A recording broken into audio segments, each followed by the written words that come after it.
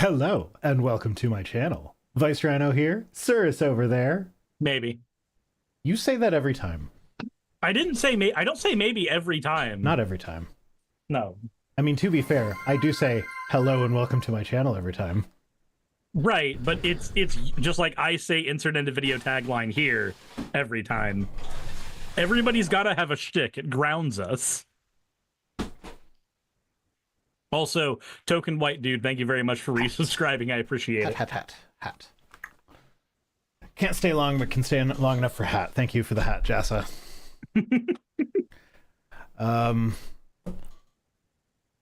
Yeah, hi. Stuff. Things. Hi, stuff. And junk. And things and junk. I had tornadoes ripping through. That's what she said.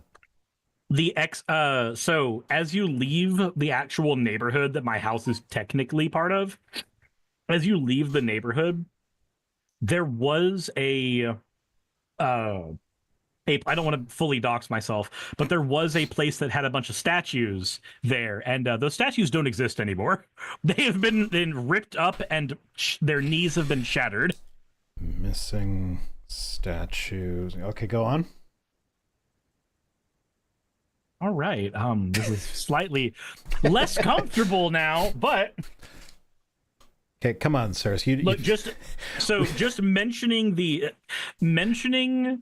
tornadoes coming through, somebody on Blue Sky guessed my county. And I was like, is oh, it the one where Marjorie Taylor Greene's in charge? Well, yes, but remember, county versus district. Counties and districts are not necessarily the same garbage. Thing. Okay. Fine. A district can have multiple counties within it. Oh, yay. Progress only. Says, I forgot to send my email to VR, but I officially got doxxed for the first time, and at least one of our commissioners got credible threats on their life. It's been a fun week. Also, the email they did send was they passed a resolution in Bay City, Michigan to say, hey, we're going to be a safe place for people no matter what their immigration status is. And it passed. And yay, everybody was happy. And then the mayor was like, no, fuck that, I veto. The mayor going, I don't want my city to be a safe place for people. Yeah, that makes me angry. That's just, when I read that, it was just like, oh my fucking god, what kind of a douche canoe is that? The kind of a douche canoe that deserves eggs on their house. I'm not saying that anybody should go and do that. I'm just saying that, like, in the grand scheme of egg prices, they have gone down. So it's not as bad. No. They've stayed about the same here. So, although I have, maybe they changed a little bit, because I've changed what grocery store I shop at, because I have started shopping at the one that's Canadian owned. And yeah, its owner is a billionaire asshole who price gouged everybody during the pandemic, but so was every other fucking store, so what does that matter? Big Mike says, have to donate, razzed you about trucks and 10U covers a couple weeks ago. If you're ever up in Thunder Bay, we'll go for a beer and curse the Dofo cons. Yeah, no, I don't foresee myself ever being up in Thunder Bay in the near future. If you were, lovely up there. It is lovely up there. Jeez, So yesterday, because the tornadoes had come through and ripped up our net lines, I got out of the house and went to one of the Democrat town hall meetings instead of being, instead of staying home and just kind of existing. I figured, hey, why not go to one of these? There was one happening within like an hour of my house. Perfect timing. Let's go. This one was called Musk or Us, and it was hosted by Nikema Williams, who is representative of District 5 in Georgia. And I have some thoughts on what I witnessed here. So I started a whole thread of this on Blue Sky. If you want the details for everything that went on during this town hall, please go check that out. This is definitely not me advertising my Blue Sky. It definitely totally is. But I said, the beginning of this is a Democrat coming on stage to tell us that we have Medicare, Medicaid, and SNAP benefits all on the chopping block, stuff that anybody who's plugged into politics already knows. And then she had two experts with her to be sounding boards as well. One named Eric, who was an expert in why is my brain blanking? Who's an expert in constitutional law, and another person who I believe was a epidemiologist. I don't remember the exact. No. Epidemiologist was later, but there were two experts there for talking about different things as well. All right, the last one was more focused on kids in Georgia specifically. Her name was Laura. She was from Georgians for a Better Future. So in terms of bringing people to talk about things that were important, she did do that for the first 30 minutes. And then the next hour was questions and answers. And this is where things got a little out of hand. And holy shit. So the first question from the audience, there was a gentleman who was about my age, it seemed. And he got up and he just held up a piece of paper and said, "Do you know what this is?" He was in the front row, so Miss Williams was able to read it. And it was the denial of all of his medications and Medicaid dropping him because of the recent budget cuts. Mm-hmm. And he noted that one of his medications he needs to live is $1,000 a month. The other one is $300 a month. And he has been dropped off of everything. Now, if you're not in the States, we have a program that is supposed to help with this called Cobra. Anybody who's used Cobra can promise you it's the worst fucking thing on the goddamn planet. You know how when you have insurance, your medication prices go up? Again, this is not a thing most people know, but if you look at your prices, Saki, without insurance, was paying $160 for estradiol. With insurance, $300 for estradiol. But insurance covers it, so there's that. Cobra steps in to be your insurance, basically, but it asks you to pay all the premiums, and it keeps the higher negotiated prices with all of your medications. So if you have a $1,000 medication on insurance, that would have dropped to like $500 without insurance. If you have Cobra, yeah, you're insured, quote, quote, but it's still costing you that $1,000. Everybody who's used Cobra can tell you it is one of the worst goddamn things on the planet. Basically, we have a program that's supposed to fix this. It doesn't fix this, but Republicans get to point to it and say we have a program that fixes this. Anyway, he said, first, for all the Trump voters, is this what you wanted? But then afterwards, he looked at Miss Williams and said, but for you, why the hell should I trust you? Why should I trust anybody in our government right now when this is what's happening to me? I paid my tax dollars. I did my part. I did everything I was supposed to do. I voted for Harris. I voted for you. I did everything right. Why am I suffering? Why am I not allowed to live? Mm-hmm. And that was the first question. There was a moment later where in the middle of another question, a lady sitting right in front of me stepped up and broke everything to basically go on a 5-minute tirade about how Musk stole the election. And she's done all this research that shows that he stole the election. The research did not actually show that. Listening just to how she explained it, she only came up with 4 million votes, which was still not enough for Harris to have won the election. But still, the feeling of Democrats didn't do their part in making sure that we had a free and fair election, because a lot of the conversation here was about how we'll get them next time. We need a free and fair election to stop all the bad things from happening. And then you can tell how that would get somebody who's made this their passion project really fucking angry, going, why the fuck do you think this was a free and fair election? A billionaire bankrolled the damn thing.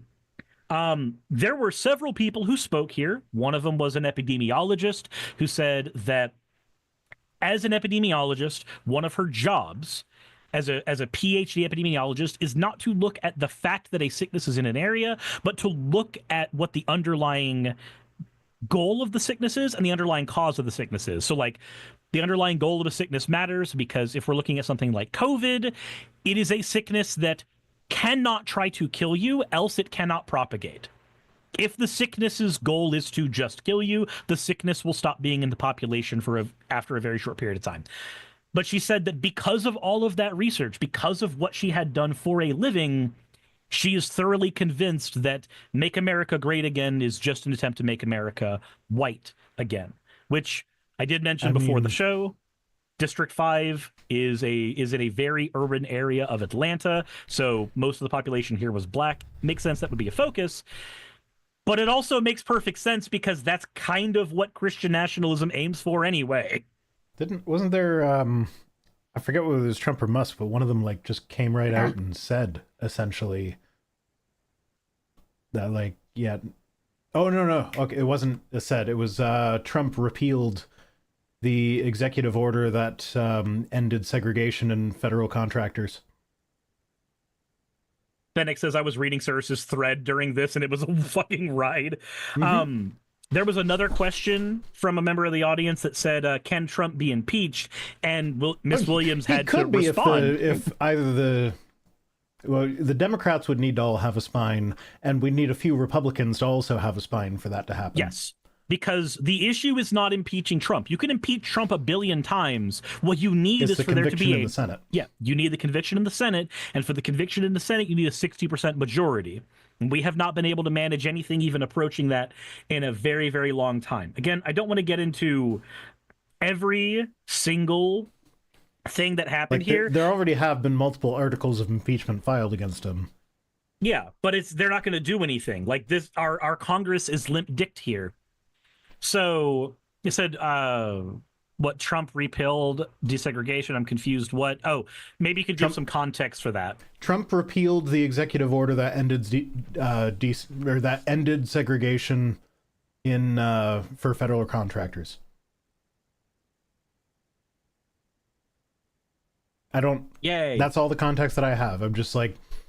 So for me, that's like it's basically them saying we're going to drop the pretext and just say out loud that it's about making things white again. It's like, what other reason would there be for repealing that? Like, it's an executive order. Executive orders don't have the, pork fatting of I'm trying to sneak this thing through while nobody's looking. It's, I'm the president that do what I say. Yeah, Sarah Chikorita clarified my statement. It's 60% to get an impeachment on the floor. It's then 2/3 to actually convict through the trial after that. Basically all to say, the only people with any power over Trump right now are the courts. Period. Those are the only people with any power over Trump right now, and even then... Roberts came out and spoke out against him. Like when... what issue was it on? It's been a few things. Him and Barrett both. There have been so many, and every one is like a huge deal. Like all of our stories, except for one tonight, are about Canada and the Canada-U.S. relations, because there's just so many, and this isn't even scratching the surface of all the crap that's going on. On the lighter side, though, I now have a new soundbite to use whenever we have technical difficulties. Everything's computer. Everything's computer. And of course, followed up with, I love Tesla. I love Tesla. Everything computer. The end of this town hall meeting. Oh yeah, it was the kicking off a judge. So Trump was calling for the impeachment of a judge that blocked one of his EOs, which you're technically not allowed to do. Yeah. No, that's a big no-no, and that actually got Roberts to be like, hey, you shouldn't do that. And like that's not a thing that the Supreme Court does very often. So I feel like at least a couple of the conservative ones are starting to kind of regret what they gave him, the power that they gave him. I mean, literally, a question that was asked by one of the liberal judges was, if Trump decided to assassinate somebody, and then you just have them going, I think it was Clarence Thomas who was just like, yeah, that's fine. No, it's not fine. What the fuck is wrong with all of you? The end of the town hall. Again, there's a lot more stuff that happened besides that.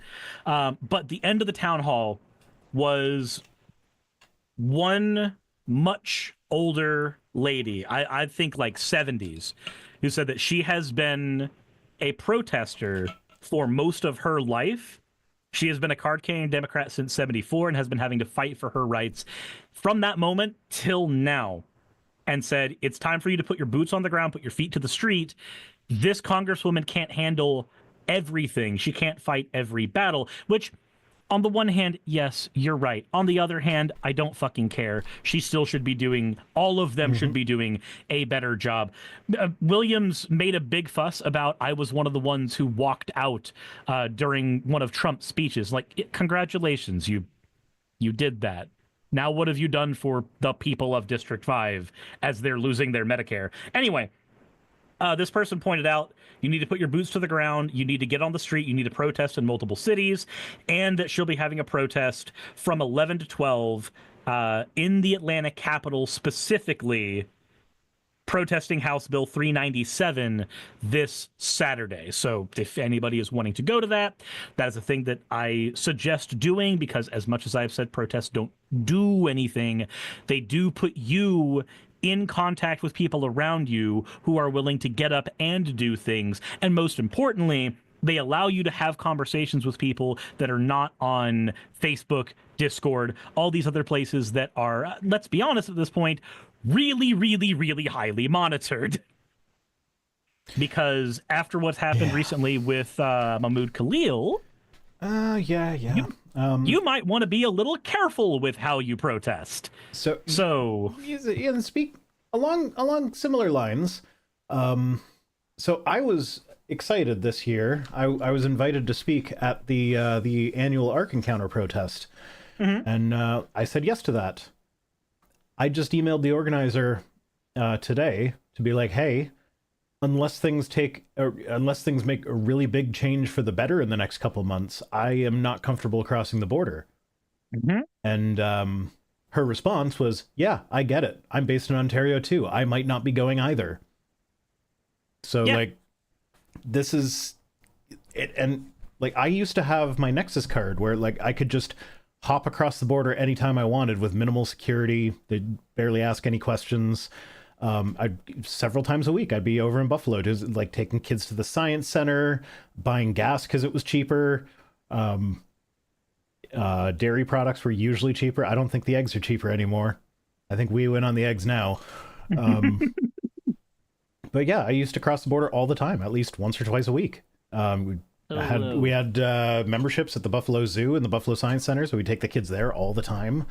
And I'm not comfortable crossing anymore. Like there have been Canadians. There have been Canadians detained by ICE. And one of them was detained because she was applying for a work visa, and the paper that she had didn't have company letterhead on it. So they were like, "Oh, that's suspicious. You're under arrest." What? Yeah, and they detained her for 2 weeks for that. For no, that's literally for no reason. Yeah, that is a so. So I'm like, you're familiar with the term "papers, please," I'm like, right? Yeah, I see that, and I'm like, you know what? Hundreds to thousands of people cross that border every fucking day. It probably won't happen to me, but if it does, I can't spend 2 weeks in jail over nothing. No, you can't. I got a family to take care of. And clueless experts point out, didn't a French newspaper just report today that some French researcher got denied entry into the U.S. because he was critical about Trump's science cuts on social media? Maybe. That's fucking terrifying. Because I've been critical about Trump on social media. Very, very critical. Yeah, please do not cross the border. I don't want Cyrus's next crowdfunding goal to be your legal defense fund. No, I'm not crossing the border. I'm not going into the States right now. Like I said, unless it gets significantly better, I'm just not going. Yeah. And I'm not alone in this. Like I have a friend who I have permission to share this story, but she wants to remain anonymous, but she's from the UK. She has her green card, and she goes back to visit family once a year. And right now they are planning the next visit. They're planning it such that like They're basically assuming that she's going to be denied entry back into the States because that's what's happening to a lot of green card holders right now. So that they are planning around that for their next family visit. And they are planning long term to just move out of the States. So, which is, again, a crazy thing for people to do who are here legally and should be allowed to operate legally in the country. But again, we've seen this shit happen very recently where, oh, you're a little too critical of Trump. I guess that means you're going to get separated from your family. This is what happened to Mahmoud Khalil. This is exactly what happened to him. He was a little too critical. And so they went, nope, you were doing an anti-Semitism because you don't like genocide happening in Palestine. That means you're going to get in trouble. And can I just say, it's a stroke of genius. It is a stroke of genius, evil genius, but still a stroke of genius to use the anti-Semitism label on this shit. That way, anybody who is a very low information voter, which is most of Trump's base, will see that and go, wait, I thought y'all liberals didn't like people being anti-Semitic. I thought you'd be on board with something like this. Do you not like it happening when it happens to one of your own? Like, man. And then they'll all turn around. It is an evil fucking genius plot. Did you see the reaction on Twitter to the JFK files being released? No, I didn't. I'm there not are on few Twitter mentions anymore. of the Israeli Secret Service. And so they're all being like, oh, Israel assassinated JFK. Like everybody, especially Nick Fuentes. Nick Fuentes didn't, like, some of them tried to dance around it. Nick Fuentes did not. Well, of course, he doesn't have to. Yeah. He never dances around anything other than the cookie question. Yeah. No. So yeah, it's kind of terrifying. But in some good news for Canada anyway, first story, Australia's biggest defense export was meant to go to the United States first, but Canada snuck past Donald Trump. So Australia developed this really cool radar technology that like bounces the radar signal off of the ionosphere in order to like get past the horizon. So it's got a range of something like 3,000 miles.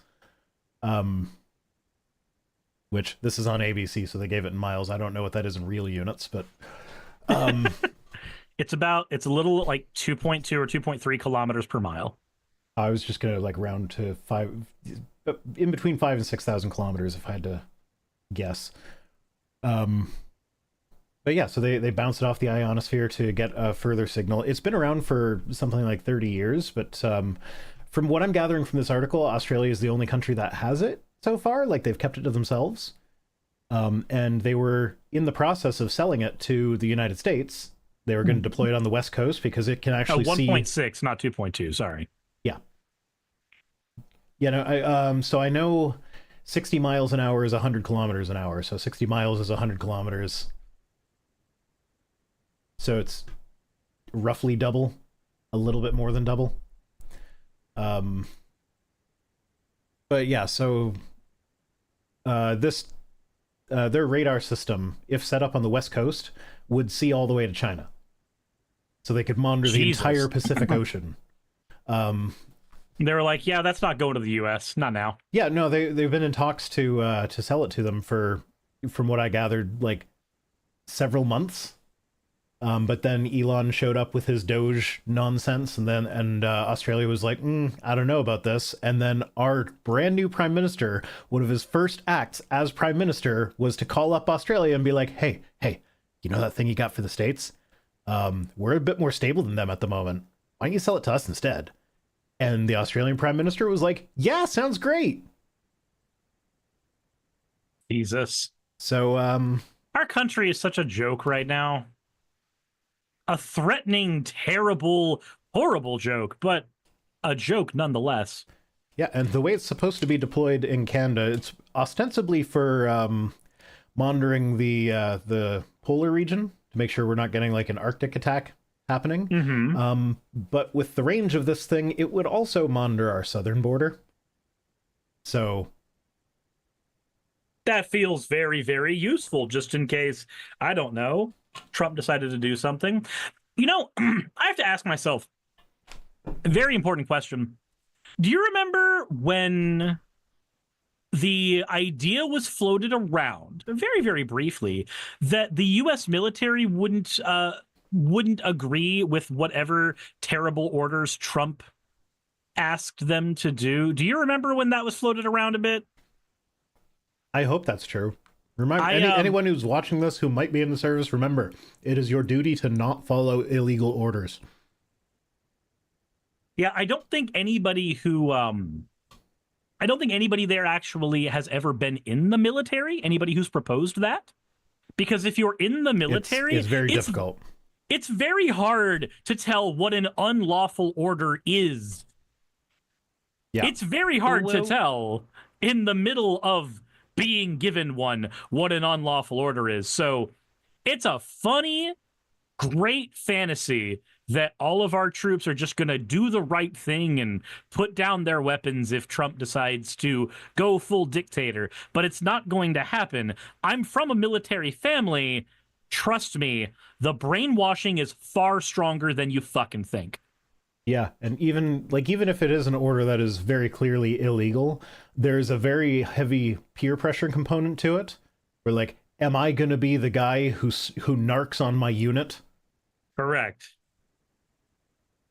So yeah, no, I am not relying on that to save anyone. Scott D says historically Canada's biggest threat has been the US. Yeah, actually, I think y'all are the only country to ever invade us since not since we became. Y'all are the only country to ever invade us since we invaded the natives who lived here. Elwa Link says Millie refused to enforce cleaning the streets at one point.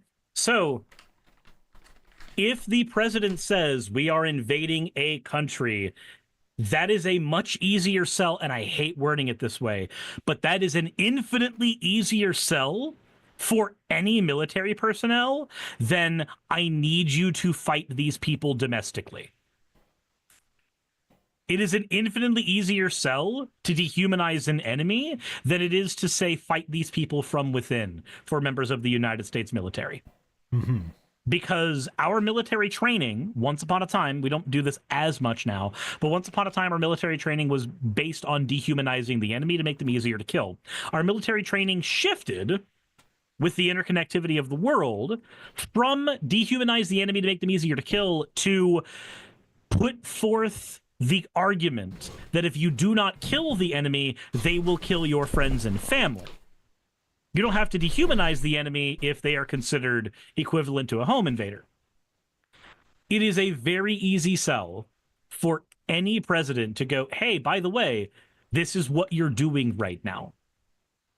All you have to do is have a strategist that gives a convincing enough argument for why it is needed for United States security. And we have done it before. Or we'll make up shit. And do shit like when we sunk our own USS Maine. We'll just make up a reason to go. We've done it before. Mm-hmm. Bay of Pigs, anyone? That an oath to the Constitution against domestic enemies is completely academic. Yeah, Dark Excalibur says, I was asking Vice Rhino if Canada's military does requests and if they could repeat that funny they did to the house that is white. So, fun fact, that regiment still exists. My mother was actually a part of the reserves in that regiment for a little while when she was younger. Bravo Needs Bacon, thank you very much for the 25-bit, says, if the felon dares to invade Canada, I'm rooting for Canada, no dictators, no kings. Oh, me too, 110%. So, I love my country in the sense that this is my home and I want it to improve. But I do not love my country. It would improve under Canadian government.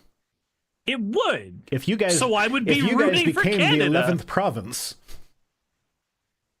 Also, just a fun thing. Just a fun thing. If Canada became the 51st state, it'd be beautiful. If Canada became the 51st state, let's pretend for a minute that happens. Do you think a Republican would ever make his way into office ever again? Yeah, fuck no, but that's academic because it ain't never going to happen.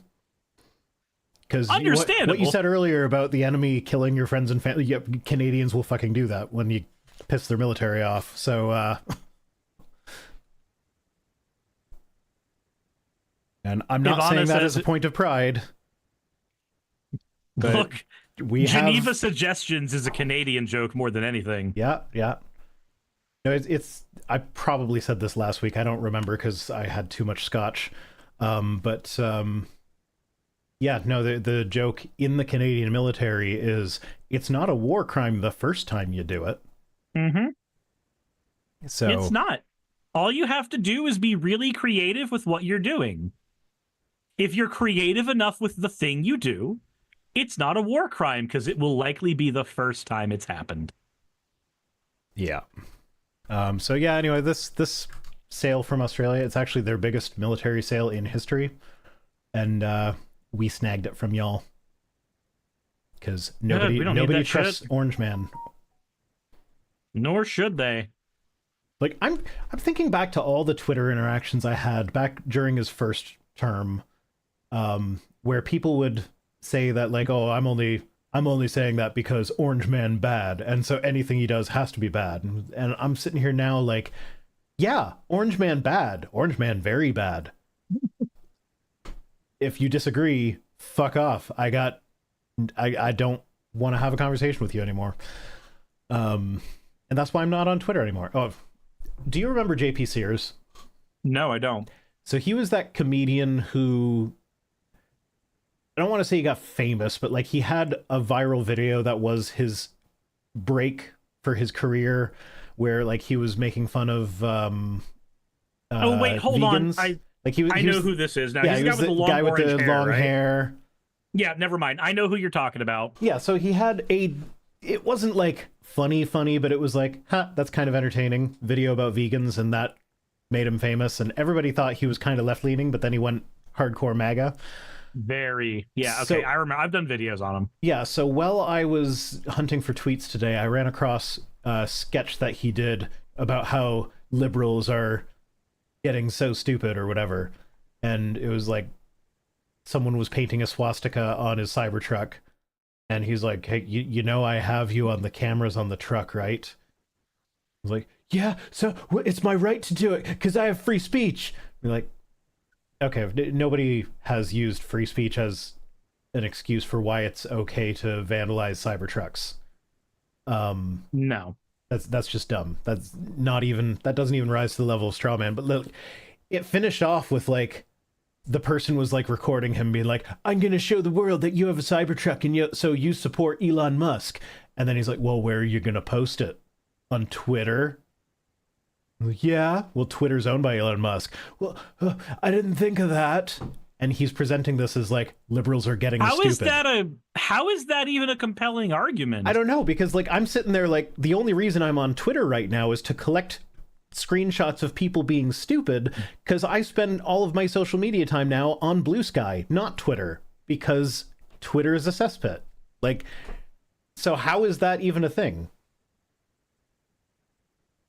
Like I made a video recently about Musk, and in there I basically said, look, maybe it's time for us all to just hop off of Twitter, period. And since I've done that, I have not posted on that site, nor have I logged into the site. So I go there to check my DMs, and that's about it. So I still post on Twitter, but it's just my weekly, I uploaded a video post. And the only reason I do that is because if I stop posting, if I deactivate my account or whatever, then the handle could free up and somebody could impersonate me or whatever. I'm not terribly concerned about that, but I figure like my once a week post of this is my video never got any engagement anyway. So it's not like this is business for Elon, really. And, I'll be honest, that's a compelling argument for me not to fully deactivate mine, only because I've not only had the scandal where my channel was stolen, but I also had a bit of time where there was an impersonator on my, not on my account, but there was an impersonator of me on Twitter that was trying very hard to be a problem. Yeah, so that's what, like, that's the only reason I haven't deactivated my account, is just to prevent impersonation. So, That's fair. That is fair. Now, in general, I am making an effort to try to get rid of a lot of my social media use in general. Yeah, no, I've been posting a lot less even on Blue Sky. And one of the main reasons is that there's been a few studies that actually showed a causal link now between dementia and short form content.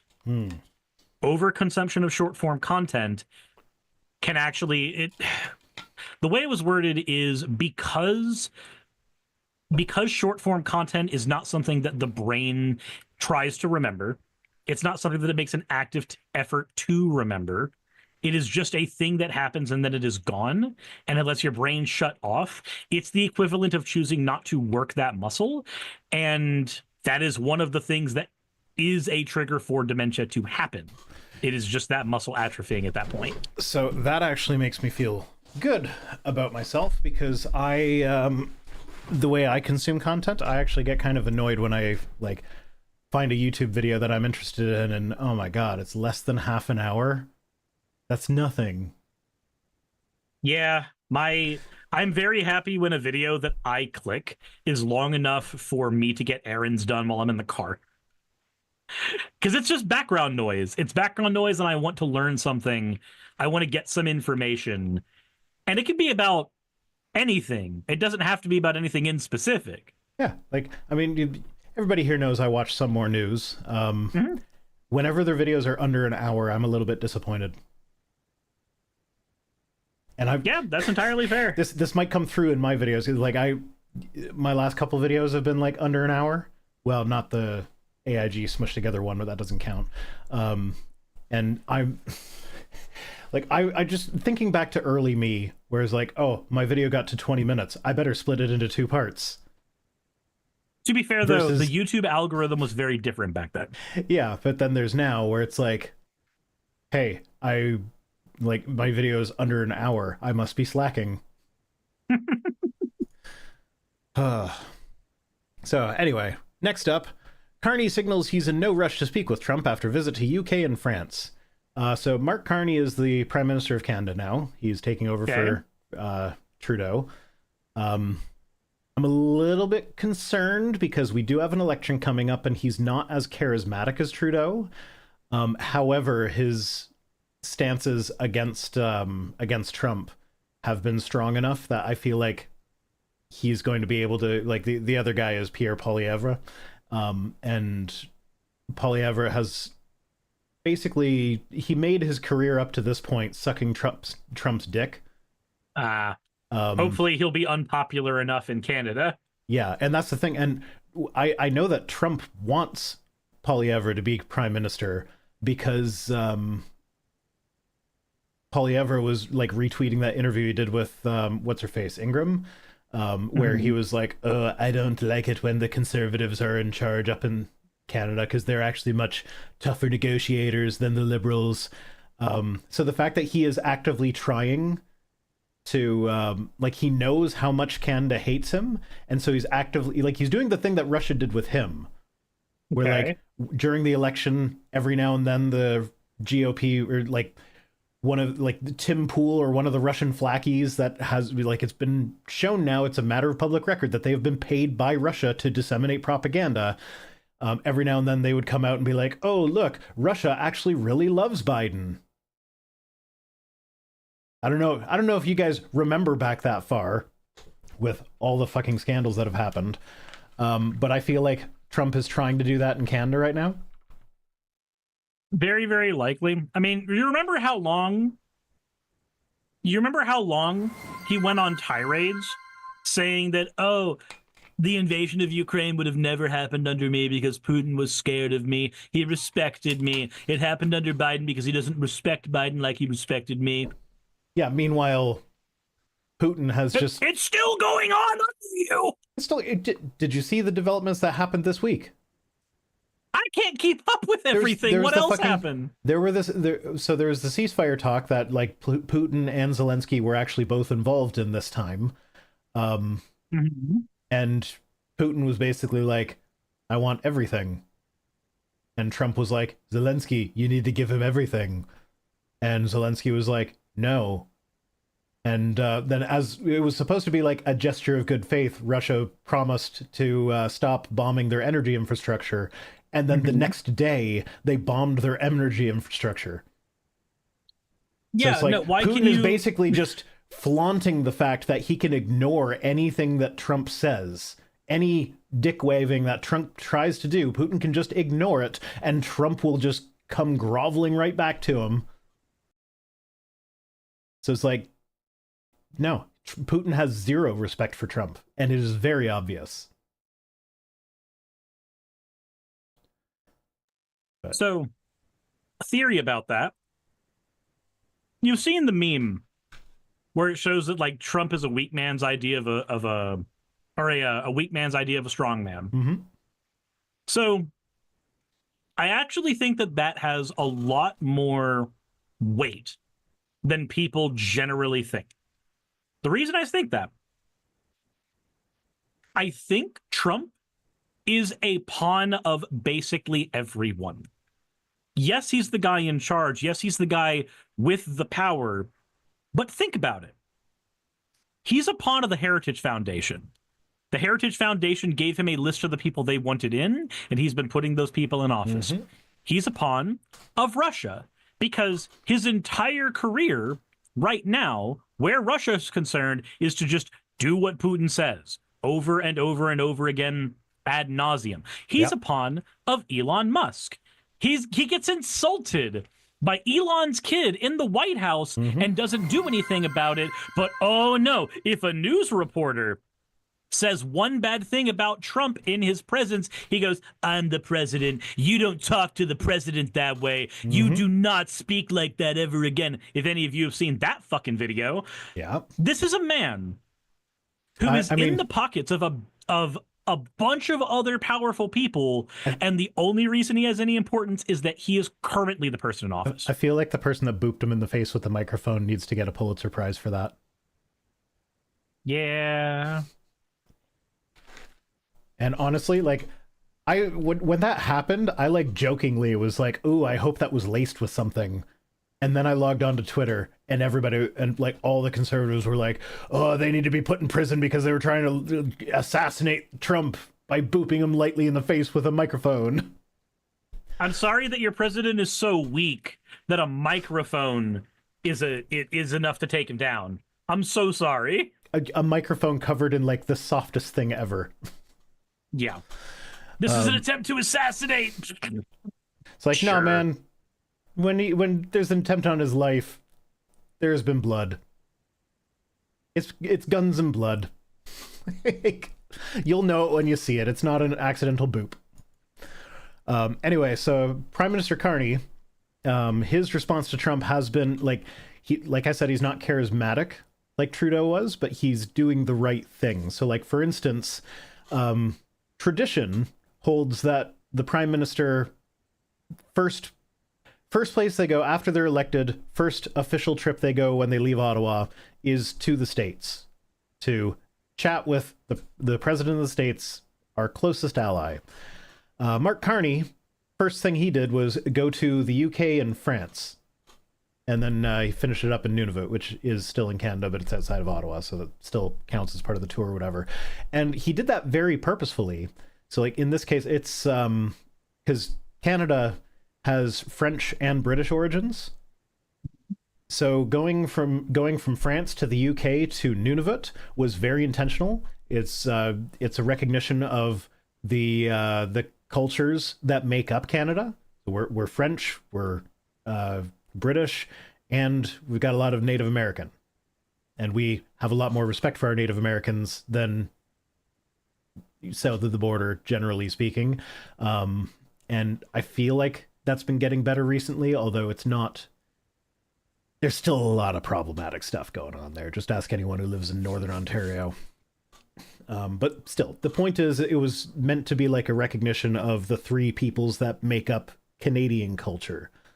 Mm-hmm. And I like that. That's good symbolism. And it's a nice little fuck you to Trump, whereas like, you're being a petulant little child. I'm not coming to visit you then. Mm-hmm. I will break with tradition and go visit these other people that have cultural significance to us.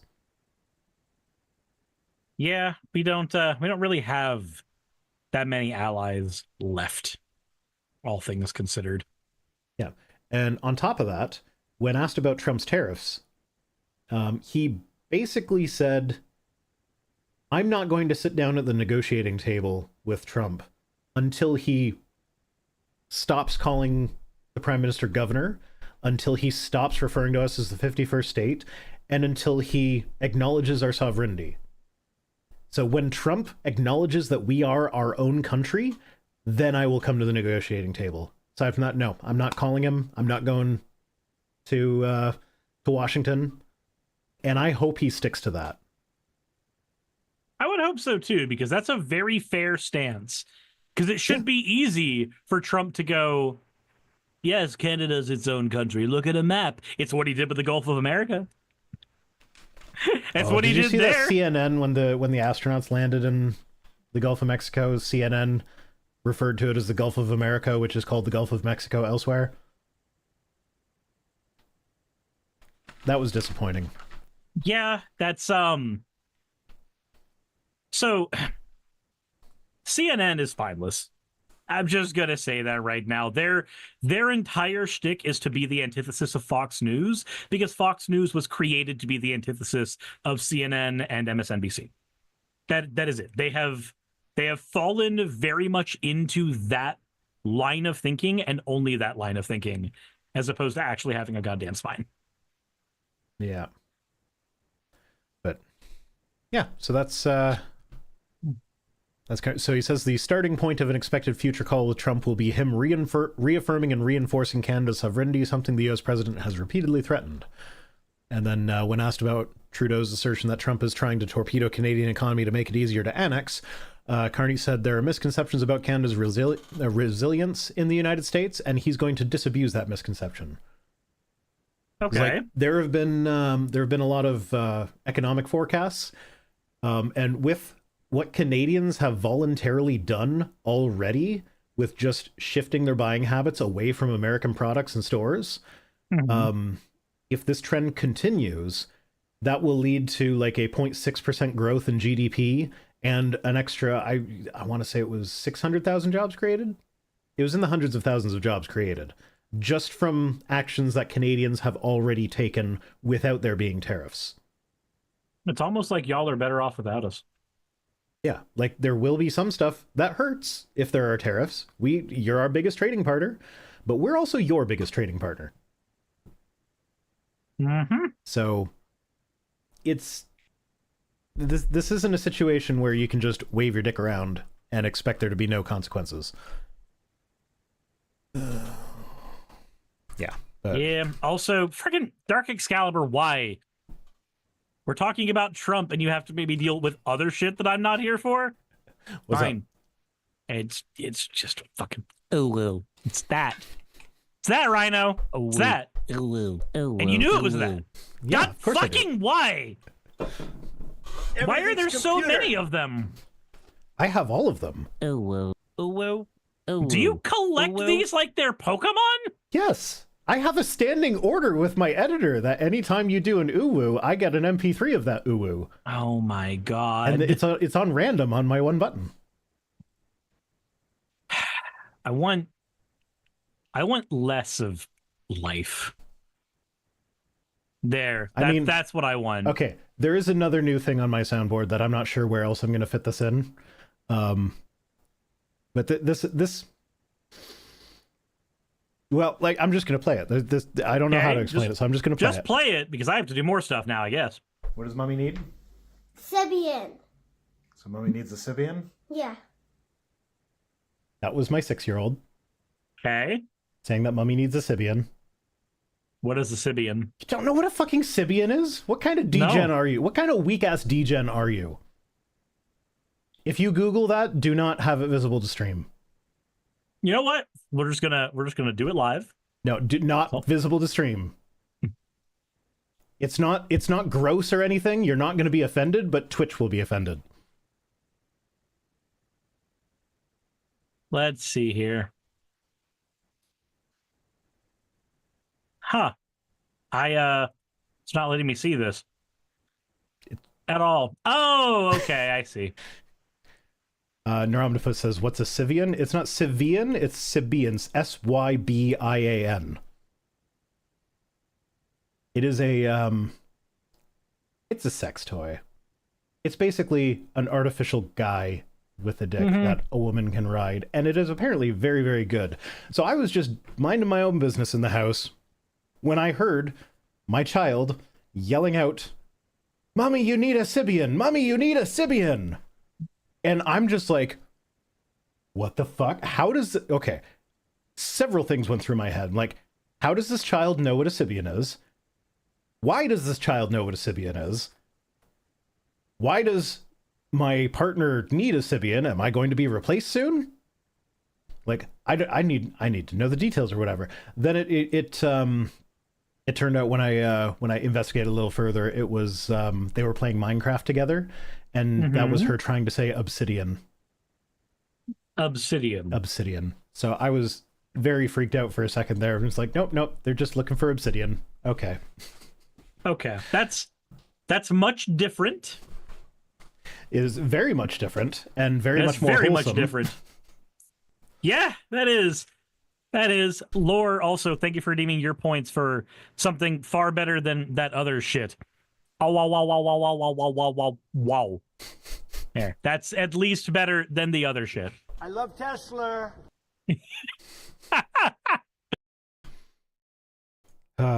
Never gets old. Anyway, and along similar lines, attempting to erase Canadian sovereignty, 71% of Canadians support a Tesla ban, while 364,000 want Elon Musk citizenship revoked. So that's the what's it called? Petition that we talked about a couple weeks ago, which I signed. So it's at almost 500,000 signatures. Mm-hmm. Yeah, I think when I signed it just past 300,000, I think. But yeah, it's still going up. Because Trump keeps on threatening the sovereignty of Canada, it's no longer like a joke or a meme. Oh, those liberals, they get mad about anything. No, it stopped being that a while ago, when this is the guy who's actively providing everything needed for Trump to invade Canada, which he has threatened several times. Yeah. No, it's but there's another petition. Where are we?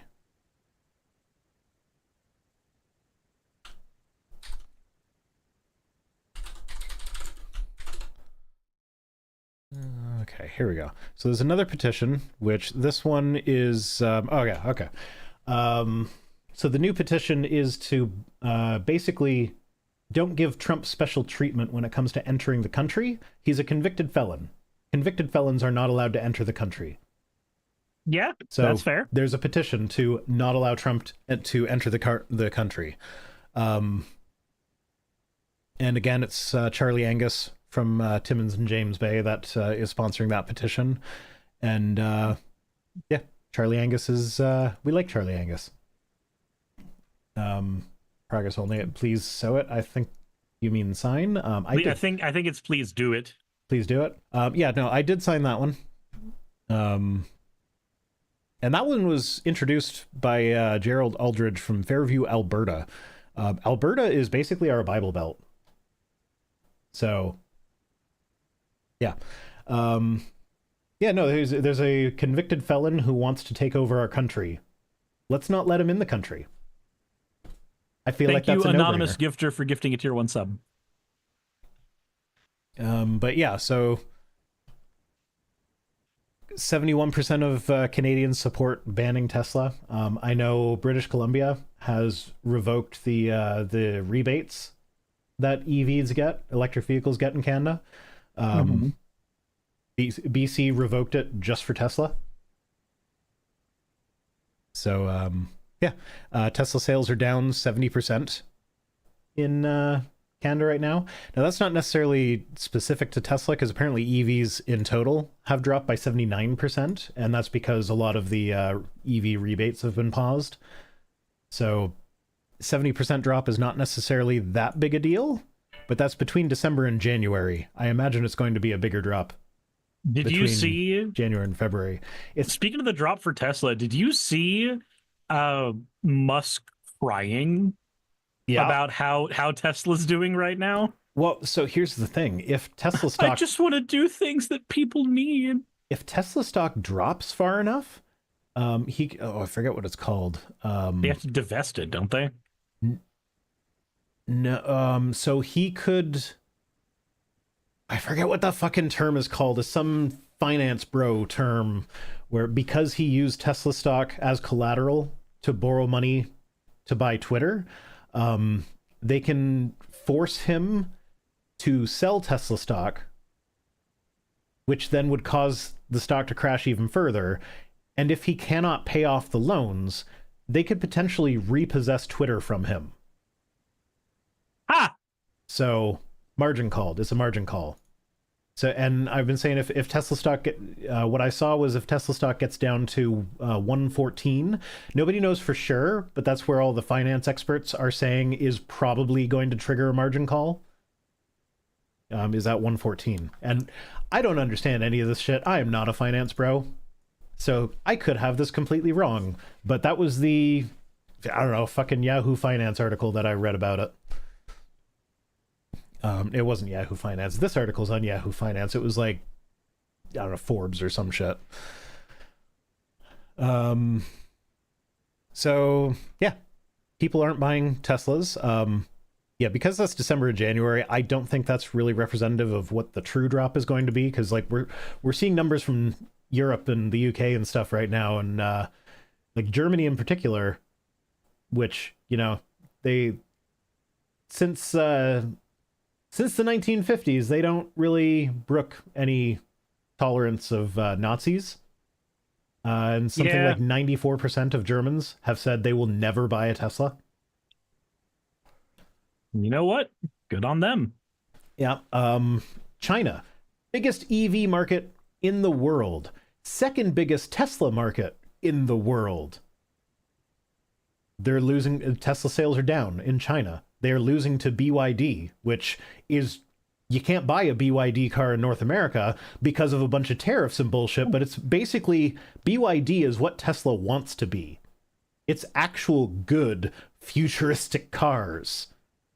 Like, and then because of what's been happening recently, they're just sitting back going, we're losing all of our money, every single bit of it. Yeah. And yeah, there's also, there was something else I wanted to, oh yeah, definitely do not Google what the most dangerous car is right now. Is it a Cybertruck? No, a car brand. They don't get that specific with the list. Oh, is it Tesla? It is Tesla.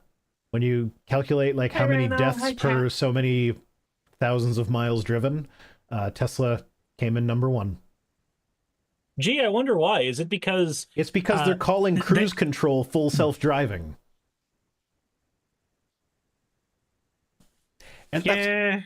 So, on that note, though, like, I wonder if how the vehicle is marketed plays into that.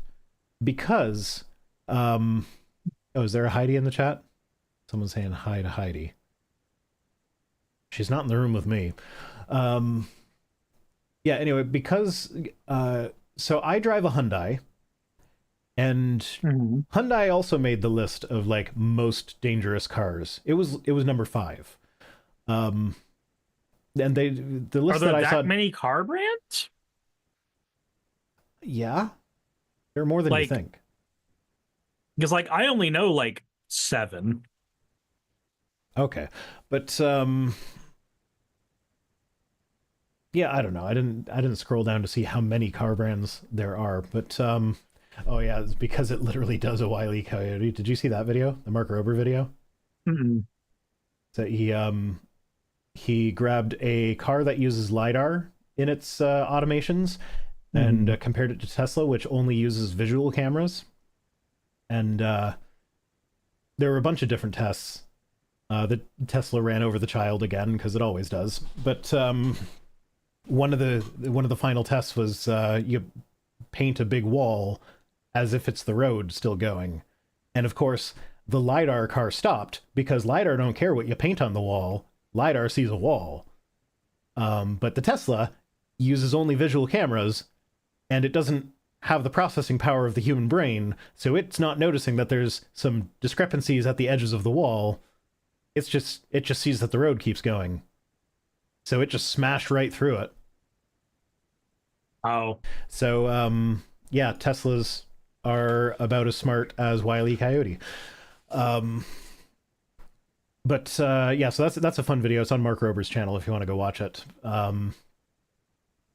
But yeah, what was I saying? Okay, so yeah, how these cars are marketed, because Tesla, I feel like the only reason they're number one for danger is because they call their shit full self-driving or autopilot, stuff that makes you think that you can just not pay attention to the road and you'll be fine.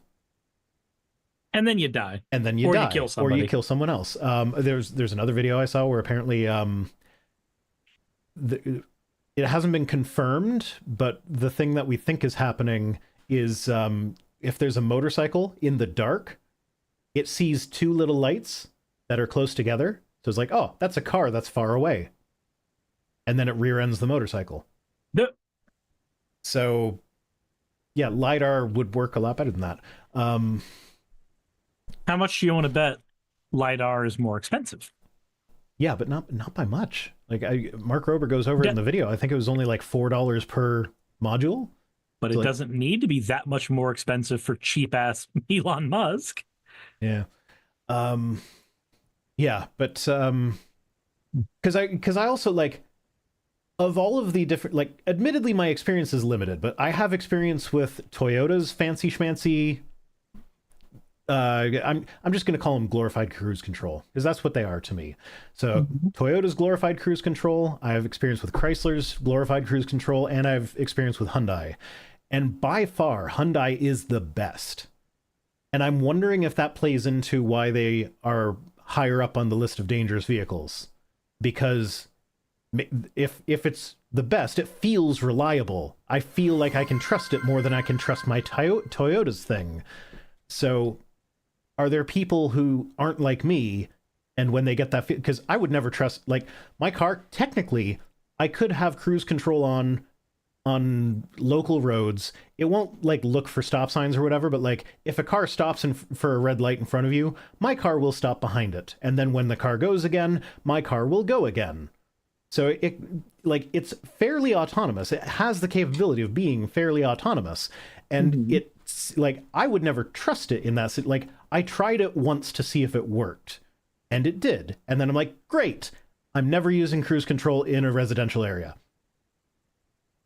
Never. Yeah, that just seems like a recipe for disaster. Yeah. So I'm wondering if, because they are advertising, oh yeah, no, it'll stop for stop signs, it'll obey the traffic rules, it'll do all this stuff, and we're calling it self-driving. Oh, whoa. I'm wondering if that plays into, like, it's not that the cars themselves are more dangerous, it's that people are trusting them for things that they shouldn't be trusted with. That's fair. And, like, this is just me bullshitting. I don't actually have data to back this up, but, like, from my own personal experience with these various it's a nice driving systems, hip-fire guess. It's like, yeah, and Chrysler was, like, the absolute worst. I wouldn't trust that thing for shit.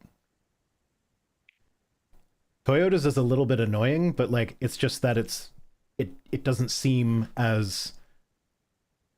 Like, it seems more like typical cruise control that you wouldn't even expect to, like, monitor the cars in front of you, sort of thing. So it's not even that it's a bad system or badly implemented. It's just fancy cruise control, and they don't call it anything but that. I mean, they have a name for it, I'm sure, but it's nothing that indicates that you should be able to just not pay attention to the road. Okay. Dark Falcon says, remember, Rhino, this is the same guy who uses inferior 308 stainless over 315 stainless because it's cheaper, corrosion resistance. Oh, is that why the Cybertrucks are rusting? Yeah, they're weak to water. They're fire-type Pokemon. Yeah. Toyota Safety Suite, if I recall correctly. So the Safety Suite would be the whole suite of features. They always have specific names for, like, my car has both lane keep assist and lane centering assist or whatever. I have no fucking idea what the difference is between those. I just know that it'll nudge me back into the lane. Like if I'm driving late at night and I fall asleep, it'll nudge me back into the lane. Also, Toyotas are known for being safe, and I have a suspicion about this. So we've recently discovered that our Toyota van, the speedometer tells you that you're going when you're at highway speeds, it tells you that you're going about 5 kilometers an hour faster than you actually are. And like the faster you go, the bigger the gap gets. So like when we're going 120 on the highway, it says we're doing 127. So most people will do about 120. So if we're doing 120, we're actually only doing like 112. That sounds like a way to keep people from getting in trouble with the law. Yeah, but I'm wondering if if this is a thing that Toyota does across all their vehicles and people just haven't caught on to that, or like most people don't know about it. Because like I just know, like, when I think of safe cars, Toyota is one of the first brands that I think of, and I'm wondering if that might play into it, because like you think you're driving fast, but you're actually driving a lot slower than you think you are, and so therefore you are automatically a little bit safer. Could be old tires. I doubt it. The tires were, I don't know, the tires seem fine. I don't know.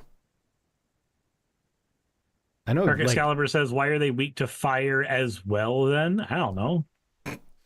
Find me a Pokemon weak to both fire and water. Grass type. No, water's good for them. Lightning. Lightning is neutral to both. I would think lightning would be weak to water, would it not? Nope. Lightning is super effective against water. But yeah. Okay, fine. Whatever. I just remember, there was...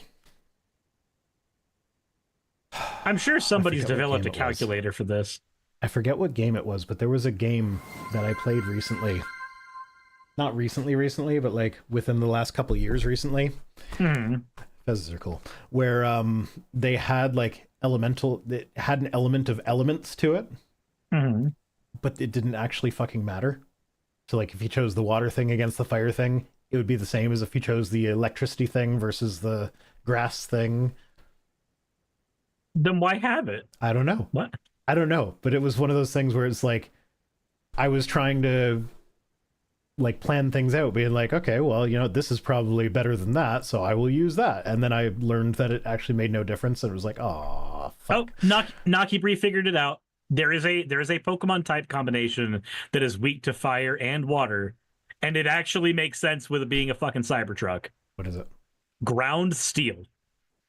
Ground Steel. Okay. It's Ground Steel. Sure. You know what? Makes sense. All right. Next news item. Jack Daniels maker says that Canada pulling U.S. alcohol off shelves is worse than a tariff. Good. Okay, then maybe don't have okay, as an American, maybe it's a good idea to not have a president who's a fucking neo-Nazi. Maybe that'd be a good idea. That could solve that problem. Now, in fairness, Canada only makes up like 1% of their sales, but Mexico and Europe are pretty high up there as well, and they are also not happy with Trump. So I feel like like, in the long run, and to be clear, I'm not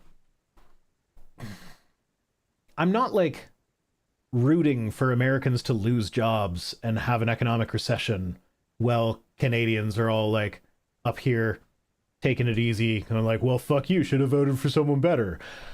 I am not like, I recognize that like if Europe and Canada and Mexico boycott American alcohol and that actually does hurt Jack Daniels and they have to lay off a bunch of people, I recognize that that's going to be hurting everyday Americans.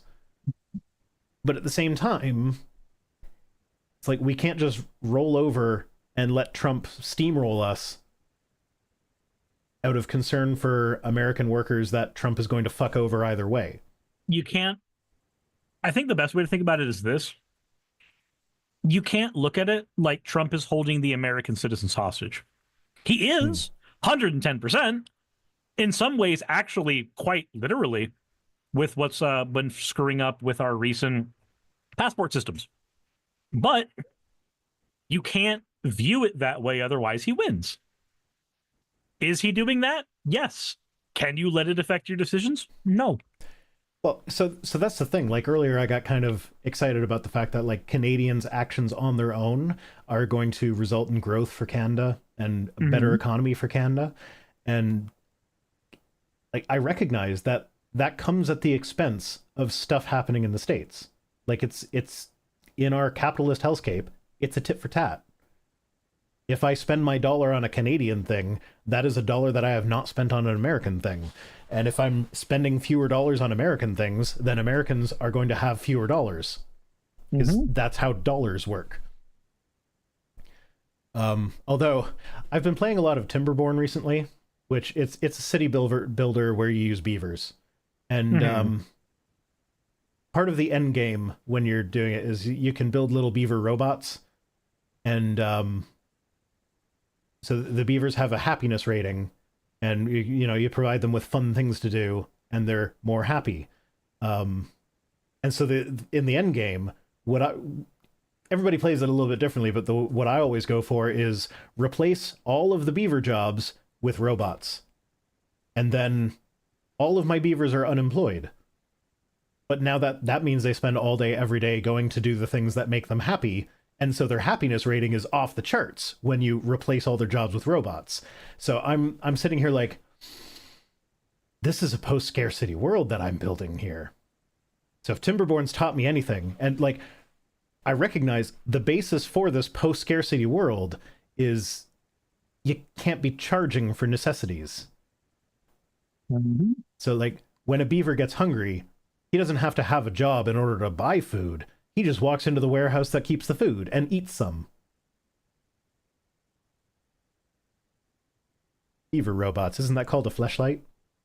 You know what? There's so many dirty jokes in this because like one of the things that makes the beavers happy is they have a stat called wet fur. So like the more time they spend in the water, the wetter their fur is. So you got it. A wet beaver is a happy beaver.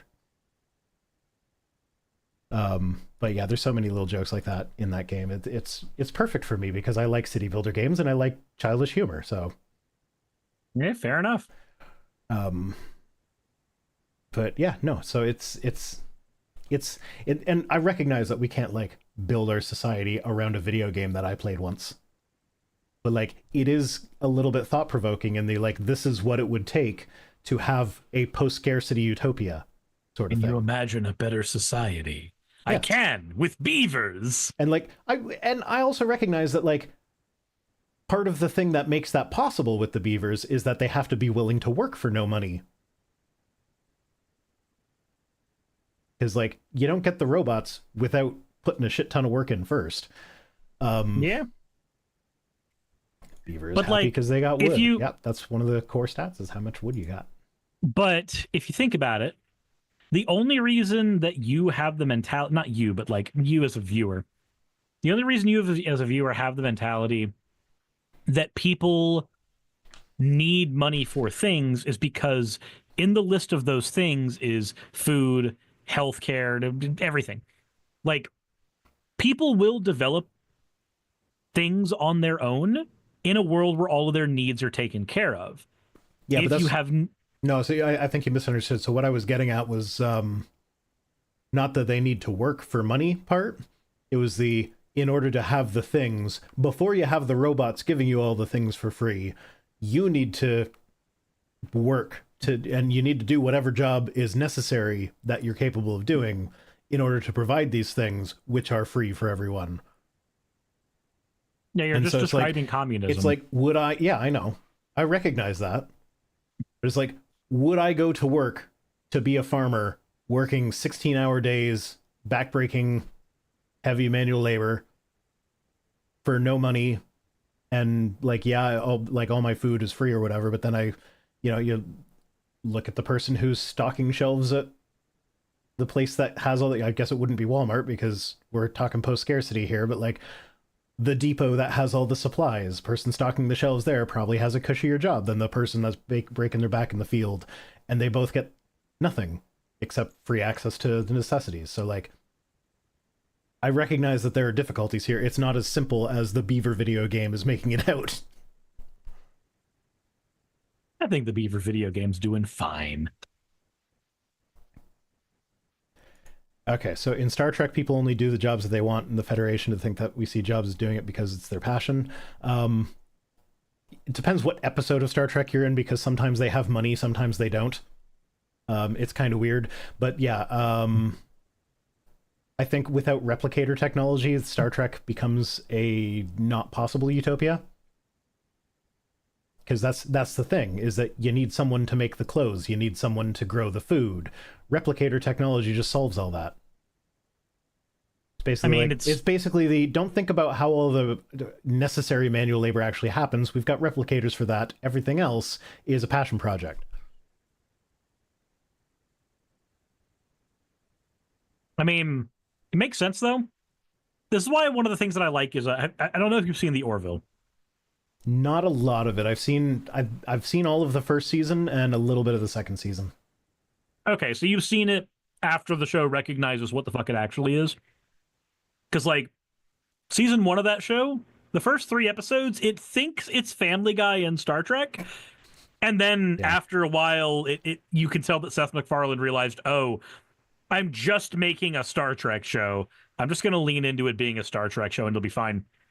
But there is one moment where Seth MacFarlane's character and somebody else, they get stranded on like an ice planet for an amount of time. And the thing that saves them over and above anything else is they find one of the older replicators just lying around. They're like, okay, get it to make a Twinkie. Get it to make a Twinkie. That'll save us. Yeah, I did not see that episode. I like the idea of replicators because they solve 2 of the problems when it comes to goods. They solve delivery and they solve scarcity. Mm-hmm. They also solve repairs, because if you use a replicator to create enough small pieces to build another replicator, you can always have small pieces on hand just in case to repair your replicator. Yeah, but Apple has that locked under a patent. So it's incapable of making those small pieces for no reason other than Apple wants you to not be able to do it.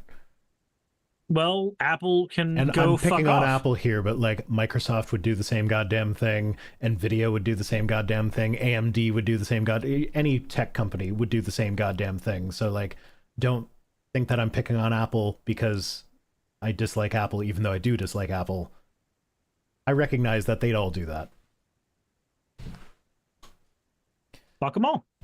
Yeah. So easy solution.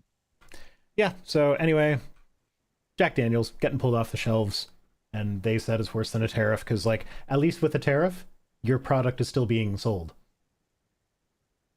Instead, they just have a bunch of dead customers, basically. Mm-hmm. And yeah, I saw someone in the chat earlier when I said it's just 1% of their sales, and it's like, yeah, but 1% of a fuck ton of money is still a shit ton of money. Yeah, it's true. So, and now people are talking about 3D printing parts for your 3D printers. Yeah, absolutely. I have done that. But there are still parts for a 3D printer that you can't 3D print. Like because our 3D printers don't print metal. Well, no, there are metal 3D printers. No, I'm saying that like the ones that we have don't print metal. Yeah. Okay. Last news item. Yeah, I'm sorry. We have a lot of news items today. I did 5 tonight, but you'll notice that I've been blazing through them fairly quickly. Mm-hmm. So this is another hashtag not a drag queen moment. Oh, damn it! This is the one I wanted to cover today. Yeah. Well, here we go. I guess I'll be covering it twice. But before we get into the meat of this, Can I say a bill this man recently sponsored? Yep. No, we were definitely going to get into that. Okay, cool. So he is one of 5. Maurice, thank you very much for resubscribing. So this man here, Justin Acorn, is one of 5. Is that how you say that? Look. I'm glad you said it first. He's a Republican. I'm just going to assume that he's in favor of acorns because acorns give cops excuses to shoot minorities. Yeah. So it's a good deep cut right there. But Justin Acorn here, this man. Somebody says, is this the anti-furry guy? No, even funnier. So have you ever been on Twitter or Facebook or anything, and some Republican, you can just assume they're a Republican, who probably calls himself a centrist, has said, you just have Trump derangement syndrome. Everything's You have computer. TDS. You have Trump derangement syndrome. Yep. This man, and 4 other Congress people, but this man tried to introduce, and did introduce, a bill that says that Trump derangement syndrome should be seen by all organizations as a true mental illness. It is SF 2589. I have it pulled up because this was one I wanted to cover. Yeah, so they tried to legislate the fucking DSM. Like, no, you can't just make something a mental illness through legislation. But also, like, on the topic of Trump derangement syndrome, that's another one of those things where, like, Republicans really suck at naming things, or it's weird how, like, they can be so united in their messaging, but their messaging is just so stupid. Because, like, the deep state. When I first heard about the deep state, I actually, like, got kind of excited. Like, this actually sounds like something that is necessary. And there's like, oh, no, that's just some crazy conspiracy bullshit. Okay, well, back to reality.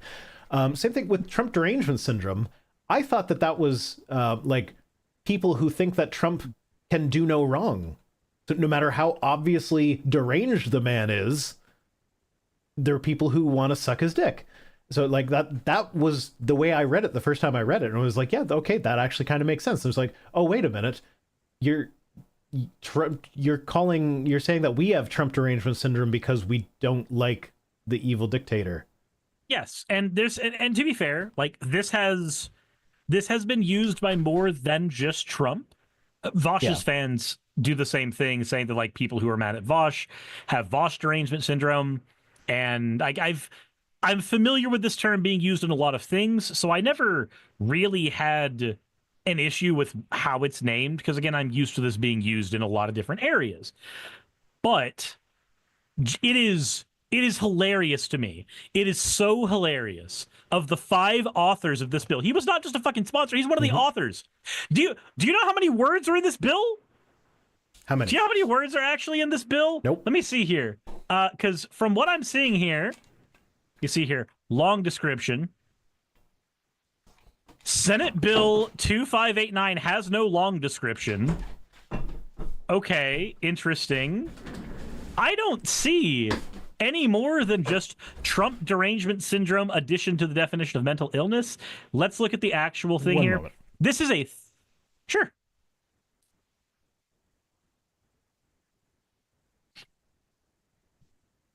Okay, we're okay. Okay, so this bill is 2.5 pages long. It took 5 Republicans together to write a bill that is 2.5 pages long, an assignment every single one of you has I love the poorly educated. Every single one of you in chat, I promise you, has had to crunch out a 2.5 page assignment in like the 7th fucking grade the night before you went into a you went in to do a test or you went in to turn in homework. You've crunched this shit out on your own. I consider my scripts to be short when it gets to 5 when it's only 5 pages. The scripts for my videos. Speaking of scripts for videos, I finally found out. So Cherry has not been able to edit my video essay, but I did end up getting Raj to agree to edit the video essay. Thankfully, I knew multiple editors who were all capable of doing this, so I'm just paying Raj to take care of the video essay while Cherry's taking care of regular episodes. Just wanted to let everybody know that project did not go on the chopping block. That project has been moved to a different editor as of literally 3 days ago. But, yeah, looking at the actual bill. Okay, speaking of video essays, though, can we just... I might die if I don't get this out here, but can we just take one moment to say that this guy looks like... He looks like a pedophile. He looks like H-Bomber guy on meth. Meth, not even one. Yes. Wait, hold on. Can somebody make that picture where it's H-Bomber guy? It's got to be when he's got hair, because he doesn't have hair anymore, but it has to be from when he had hair. And then get his whole... And his then whole a picture of Justin Acorn and just meth, not even once. Yeah. That was what I thought when I pulled it open. It was like, oh, that is like an ugly H-Bomber guy. Like, kind of methy. But yeah, so Senator Justin Acorn.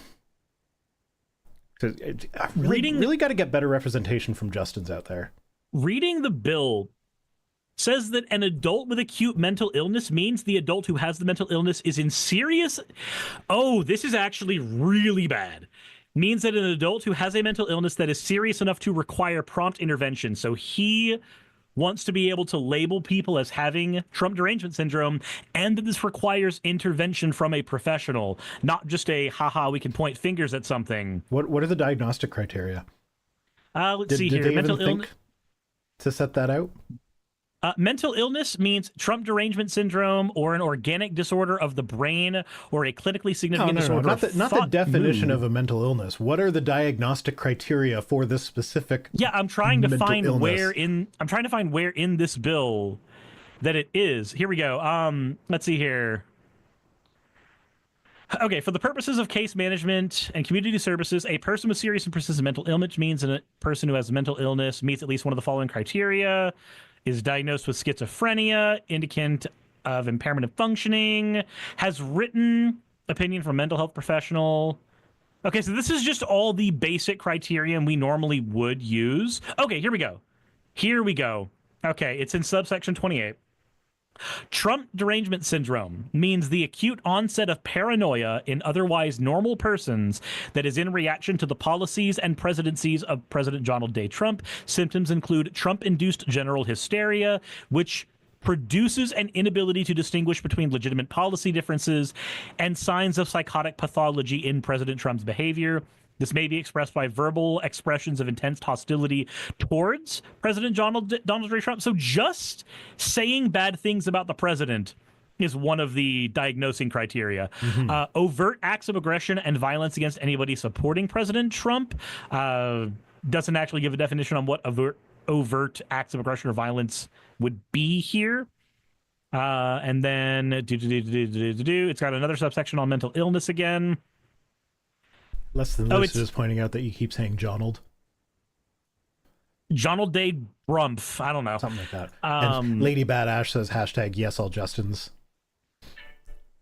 Yeah, no, it even has the definition of Trump derangement syndrome in here twice.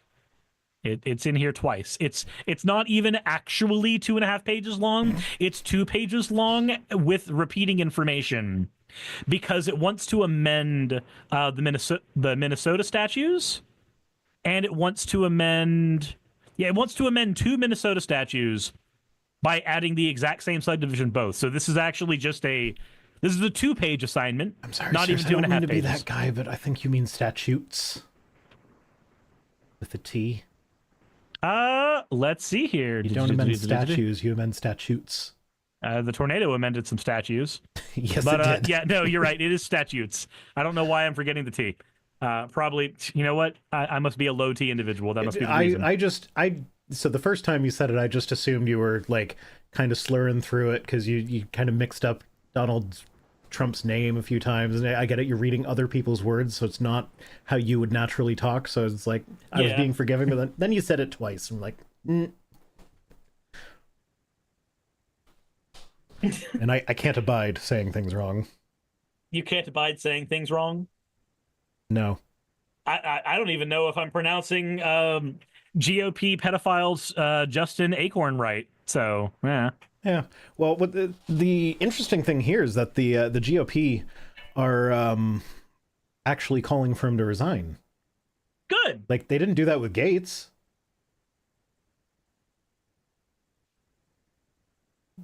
Like, I wonder why they didn't do it with Gates. I guess because with Gates, they were just like, it was only a 17-year-old. We've all fucked a 17-year-old. well, I mean, with him, it was a 16-year-old, so it's not that much different. However, so there was a similar scandal several years ago with Senator Jordan Rasmussen. And this guy was like, oh, we need Senator Rasmussen to resign because that is damaging the integrity of the Senate. And so that's this guy was calling for him to resign. So, my guy, I think your pedophilia is damaging the integrity of the Senate. I feel like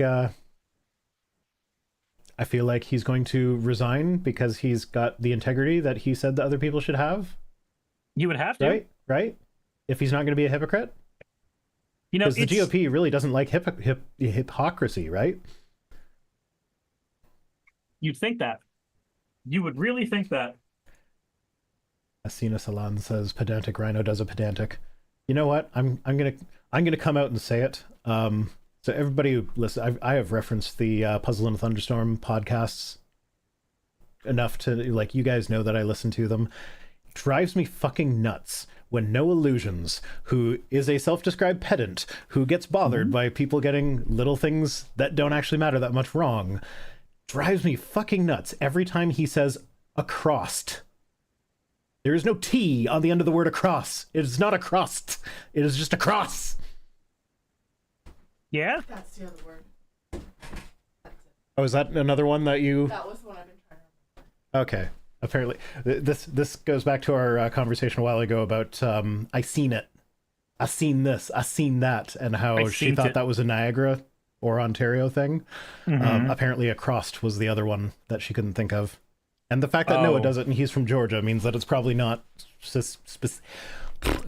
specific to my region. Fair. Yeah. Irregardless of that. I knew I'd get you with that one. So fun fact, that wasn't actually a Bushism. That word has been around for longer than Bush. He's just the one that got it into the cultural zeitgeist. Yep. So for giggles, when somebody got really mad at me using that word in a video, I just went onto Google and found the definition and just went, that's weird that it's in the dictionary. Anyway, I come from the era where everybody told me ain't isn't a word. And then for half of my life, it's been in the dictionary. Yeah. It's weird. Words get made the fuck up. It's how words work. Mm-hmm.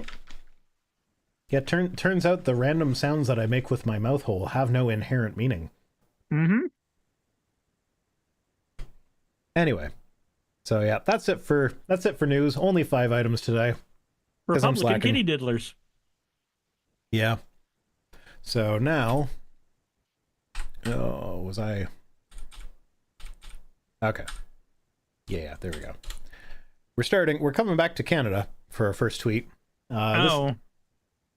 No, this is fun. I don't know if it is. It's going to be a fun ride. Well, for me at least, it's fun. So this is the mayor of Toronto, Carolyn Parrish. Mm-hmm. She tweeted out that at the request of many, the city has begun to remove all American flags from sports arenas and locations along Lake Ontario, including the pier at Snug Harbor and Port Credit. Oversized Canadian flags are ordered and will be installed on all the poles at City Hall. So yeah, we're taking down American flags from the capital of Ontario and public, only Lake Ontario. Well, she's the mayor of Toronto. She doesn't have jurisdiction over other lakes. Everywhere else. Like, Toronto's big, but it ain't that big. No, Toronto's all of Canada. Yeah, Toronto's not even the capital of Canada.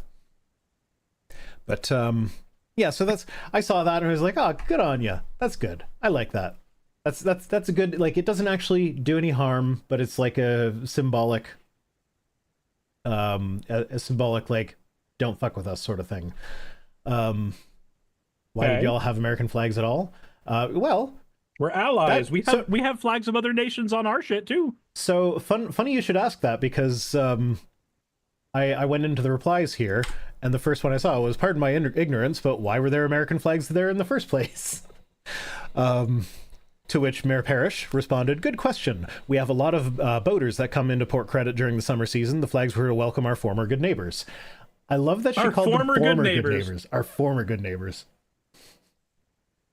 But yeah, no, it's not uncommon for government buildings to have American flags up here because you guys are our biggest trading partner. We have like there are a lot of Americans that have cottages in Canada, so they come up north for the summer. It's just like there are a lot of Canadians that go down south for the winter.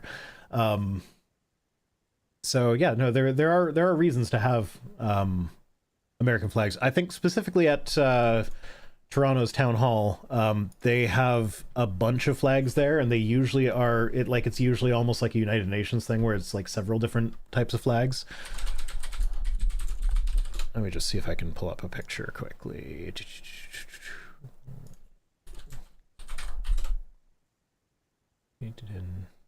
Okay. So where are we? The Twit tweets brought to you by K-Sorbs. So those are the flagpoles out in front of the Toronto Town Hall. So those they change what's on them. Here it's all of the provinces. And so what they're doing now is they're taking down the American flags that normally there is a permanent spot for the American flag there. But they're taking down the American flag and they're replacing all of the other flags also with Canadian flags. So yeah, it's symbolic, but it's very much a fuck you to Trump. So can we say that the beginning apparently Parrish isn't in Toronto? I thought it. Can we say that the beginning of Canadian and American hostilities was Sean Schemmel refusing to acknowledge Brian Griffith? Mayor of Mississauga. So that wasn't what I showed you, wasn't Mississauga's town hall, it was Toronto's town hall. And in my brain, Mississauga and Toronto kind of merge into one anyway. Because they're like right beside each other, and they're both big cities. So like, where are you going? Toronto. Actually going to Mississauga. So I'm sure people from Toronto and Mississauga don't like that. But... Sorry, wrong one. Anyway, so yeah, that's the answer to why there were American flags there in the first place. Then Nicole McTagg responded with, "This is really short-sighted. The U.S. is not our enemy, and if your city has always displayed the U.S. flag, you should continue to do so. You should not be pushing your opinions on others. The vast majority of Canadians support our U.S. friends. Leave politics out of it," she says to a mayor who is doing mayoral things. It's like, her job is politics. How is she supposed to leave politics out of it? Like, you're not doing your job if you're leaving politics out of it as a mayor. Do people not know what politics are? No, they don't. They think politics is when you say something I don't agree with. Yeah. Like, hey, gay people should have equal rights. Why you gotta get all political? That's not really political. That's just, they're human beings. And I remember having an argument with I remember having an argument with an old manager of mine where we were talking about gay people in public, and he said that he doesn't want his kids to have to see that. And I just looked at him for a second. I just went, "My guy, you're black. We're not so far away from miscegenation laws where you being with a white woman. I just don't want my kids to see that. Where you being with a white woman had the same response. Oh no, that's different. No, it's the same thing. Yeah. It's the exact same thing. You don't see it that way because you're living in this moment. But I promise you, somebody 30 years later is going to look at you in this moment and think, wow, that was stupid that he did that when that was the same thing. If you'll excuse me for a second, I gotta go jiggle the toilet handle.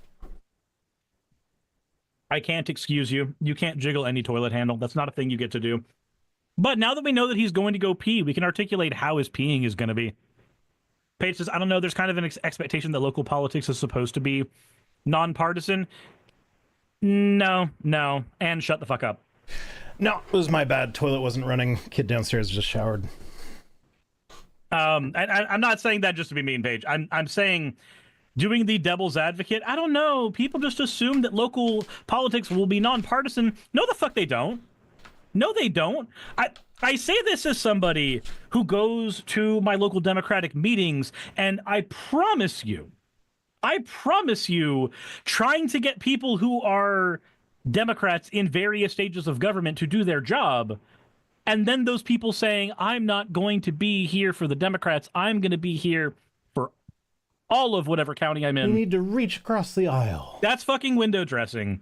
It is partisan from the top down. Has been. It probably always will be. I'm sorry. I am involved in local politics. I promise you this is how it works. Skyways says mayors are supposed to get involved. That's where higher level politicians come from. I mean, that's where they're supposed to come from, but usually they just come from someone without enough money to campaign. That's what happened with Vance. Mm-hmm. He was a tech millionaire. Yeah, and then he, even after his own tech millionaire thing, he was still financed by Peter Thiel.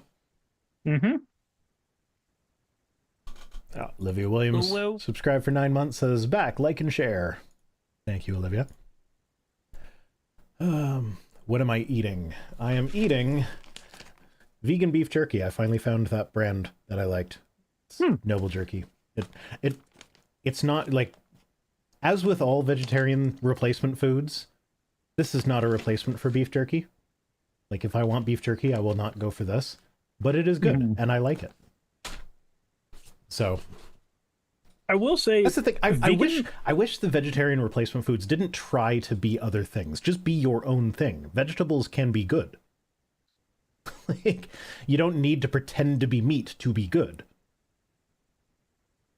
Vegan chicken nuggets are pretty good. They can be. Depends on the brand. There are some that come out slimy. I haven't had any bad ones, but I don't know. They're pretty good. Impossible burgers are okay. Made with real vegans? Damn it. That's how you make them good. Yeah, like, no, I just, like I'm not a vegetarian. I am never going to be a vegetarian, but I do occasionally make an effort to eat less meat. And, like, that's one of the things that I hate is, like the vegan burgers. Like, even the Impossible, like, it's not a replacement for a burger. Like, it's a hamburger the same way a chicken burger is a hamburger. It's just not. So it's like, nope. Just be your own thing. You don't need to pretend to be meat. Anyway, leave politics out of the politics, friggin' mayors. Next up, Elon Musk. Let's read the thing that he's retweeting first. Insurrectionist Barbie says, the left cannot name one thing they hate Elon Musk for. Cyrus, do you care to? I feel like you've got a list. Let's see here. The Nazi salute, I was not really big on. Cutting the funding of Medicare, Medicaid, and SNAP, I'm not really big on. I'm not really big on making Twitter a, quote, free speech zone, because all you've done is just make it to where the Nazis are able to be loud and proud on there. You literally brought back Nick Fuentes to the platform. I really hate all the marketing that you have around Tesla. It's really fucking stupid when literally all you're buying is an EV voucher more than anything when you're buying one of those vehicles. Oh, by the way, your tunnel system, your little like super loop shit that you tried to do. It's just a tunnel that you can drive a Tesla in. That was one of the most fucking stupid ideas anybody has ever done at all. Dead naming your daughter as well. You could do way better as a human being, and you've chosen not to. And I'm just going off the top of my fucking head. Yeah. No, that's a quite the list you got there. So, counterpoint, Insurrectionist Barbie is right. You can't name one thing you dislike about Elon Musk. I named several. Yeah. And try just name it. It's like Lay's. Bet you can't name just one. Can't name one thing he's taken away from them. A lot of people that used to have jobs can do that. They can. I have friends who have sent me DMs about being terrified about their federal jobs. Me too. There might even be some crossover in those groups. There might be. Yeah, and so then Elon Musk retweeted this saying, "My companies make great products that people love and I've never physically hurt anyone." The word physically is doing a fuck ton of heavy lifting there. Mm-hmm. I've physically never heard it. Yeah, but you've read it. I also don't... Also, keep in mind, he retweeted something. Like, he did go on to delete it later, but he retweeted a thing that was basically saying Hitler didn't kill people. It was the government workers who worked for Hitler that killed people. So, like, if he's basically saying, oh, Hitler never killed anyone, it was the government workers that doing that, keep that in mind when he's using the qualifier physically here. Mm-hmm. Like, that's his bar, is that Hitler didn't actually kill anyone. So why this hate and violence against me? Because you're a fucking Nazi, dude. Nobody's done any violence against him, though. I mean, we can't. His kid's been... I mean, not me, but, like, nobody's been able to. Yeah, if he's going to use his child as a human shield. Yeah, okay, add that to the list of things that we don't like about him. Yeah, I've been trying to figure out why he keeps his kid around him all the time for every single fucking thing he's done. Like when Trump did that Tesla advertisement. He's got 14 kids, I think. It's somewhere between 12 and 14, I'm pretty sure. Hitchmeister Fister 59 says Hitler killed at least one person. Yep.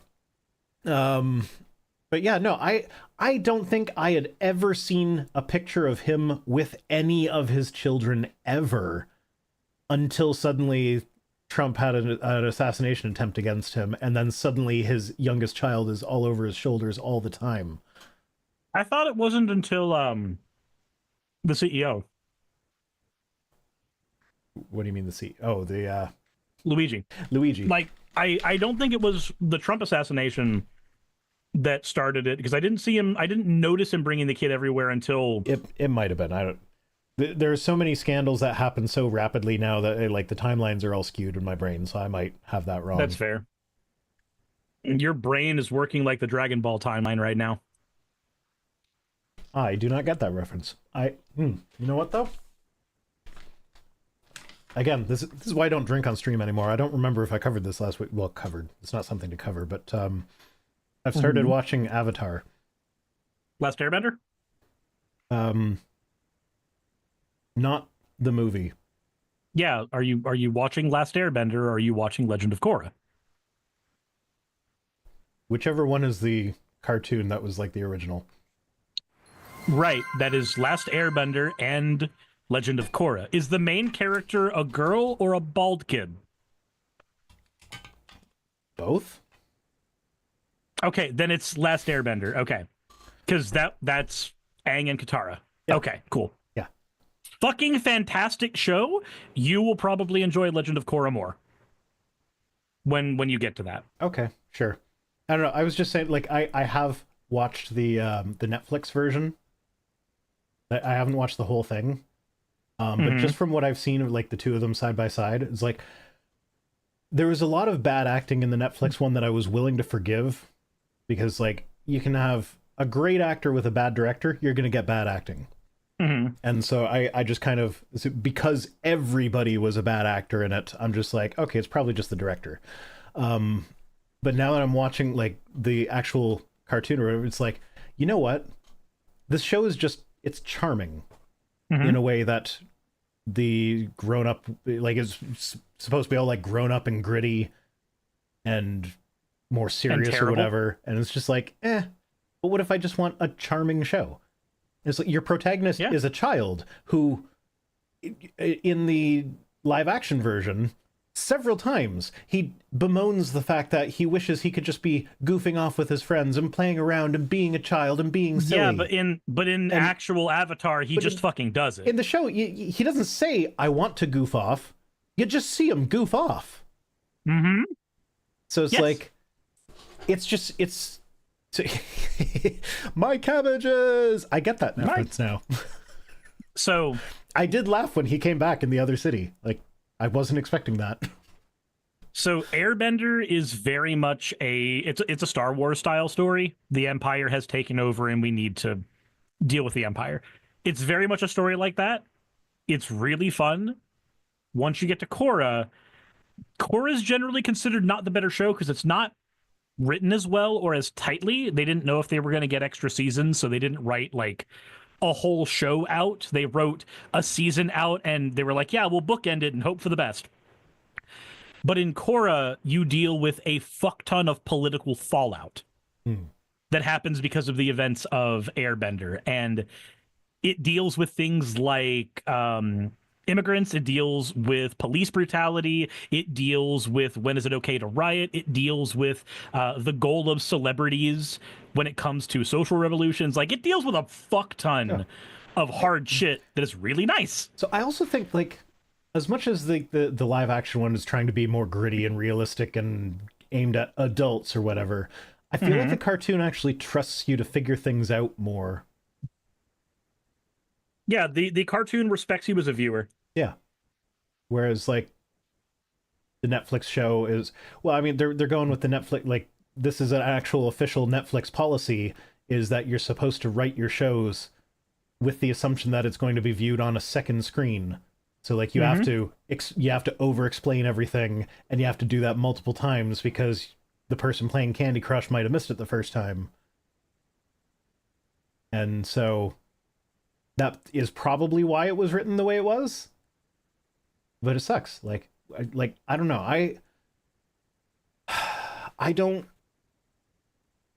I'm a one screen at a time kind of guy, I say, as I'm sitting here with my multi-screen setup. So, like, if I'm watching a show, I want to be watching that show. And I also, this kind of gets into my watching habits as well, is that, like, there are shows that I want to watch that I just don't, because I also see watching as, like, a group activity. That's something, like, I will watch shows with my partner so that we can then talk about those shows. And if it's not something that she is interested in watching, I'm probably just never going to watch it on my own. Makes perfect sense. Yeah. And so, like, if I'm going to be investing that kind of time into watching something, I want it to be, well, okay. My watching habits also kind of go against this too. I was going to say I want it to be written well and well done, and, like, have people that are actually trying to make good content for you. But then I remembered that we watched Moonfall together the other day, and I really enjoyed Moonfall because of how absolutely terribly hilariously bad it is. It's so fucking bad. Have you seen Moonfall? I haven't. So I They kept making outrun jokes. the moon, Cirrus. They run away from gravity and then shut a door to hide from gravity. And they live because they shut the door and gravity can't get through the door. Look, I started making fun of Moonfall when I saw the advertisements for it and went, holy crap, they're making a Majora's Mask movie? Yeah, that's basically it. That is basically it. At one point, Cirrus, when they're doing the Ridley Scott thing of, like, oh, this disaster is going to happen in this many weeks. No, it's actually this many days. It's happening now. Yeah, when they're doing that, which happens in every goddamn Ridley Scott movie. When they're doing that in this one, it's so much dumber than that. It's like, oh, the moon is going to collide with the Earth. Or, well, okay, they actually get the Roche limit kind of right. They're like, the moon is going to hit the Roche limit and disintegrate in 3 months. And then instead of being like, oh no, it's actually 3 days, they're like, oh no, but as the moon gets closer, months will get shorter. So 3 months is actually... So it's just like, no, Okay. my guy, we don't actually tie the month to the moon anymore, man. That's not how that would work. Like, I get that that's where our month came from originally, but, like, no, you don't just get to... It was so bad. Oh, they launched a fucking space shuttle through a tidal wave. And the moon's gravity sucked it up. And then the moon wasn't there. And then the moon snuck up on them 5 seconds later. It's so fucking dumb. It's so dumb. And I loved it. Does the moon have a face? No, it's got alien nanobots, which turn out to be ancient human nanobots. 2 days before the day after tomorrow. So it isn't as good as Majora's Mask. Well, I don't know. I finished Moonfall. I didn't finish Majora's Mask. Fair. So, Fair.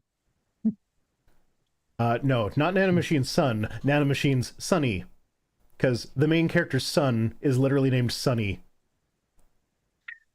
It's a Senator Armstrong reference. Okay, but if you're gonna mash up your Senator Armstrong reference with your Moonfall reference, then it's Nanomachine's Sonny. That sounds like it's Grandpa Armstrong. Nanomachine, Sonny. Sure. Jesus Christ. And it's got Samuel Tarly in it. And it's got, at one point the NASA director quits, hands his badge to his second in command, is like, "You're NASA director now." And then she's like, "Well, why don't you tell me what happened back during my mission from the beginning of the movie? You have Q clearance, so you know." And it's just like, oh my god, Ridley Scott did that thing again where he read a conspiracy book and was like, "Hey, this would be a good movie."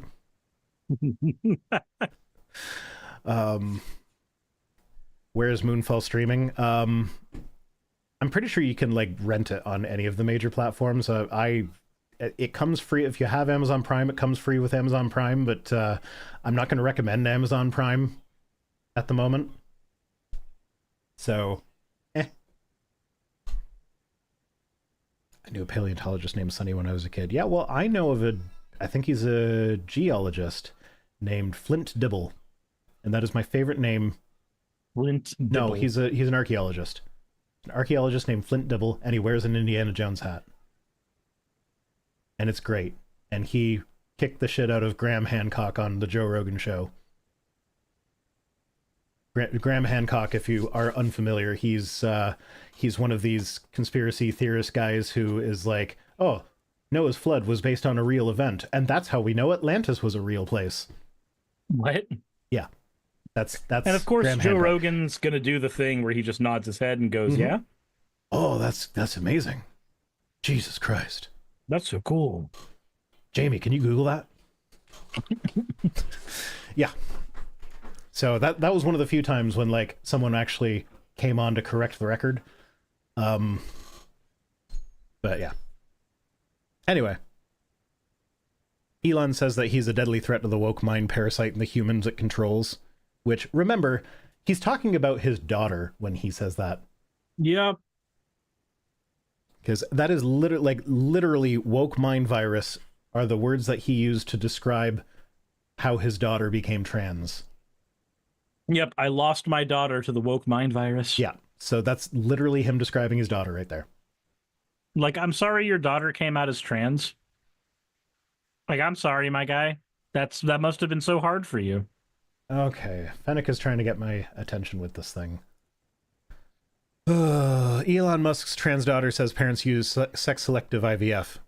Yeah, okay, I thought about bringing that up, because the thing is, he's got like 14 kids. They are all boys, except for his trans girl. Yeah, he's obsessed with having only men. Yeah.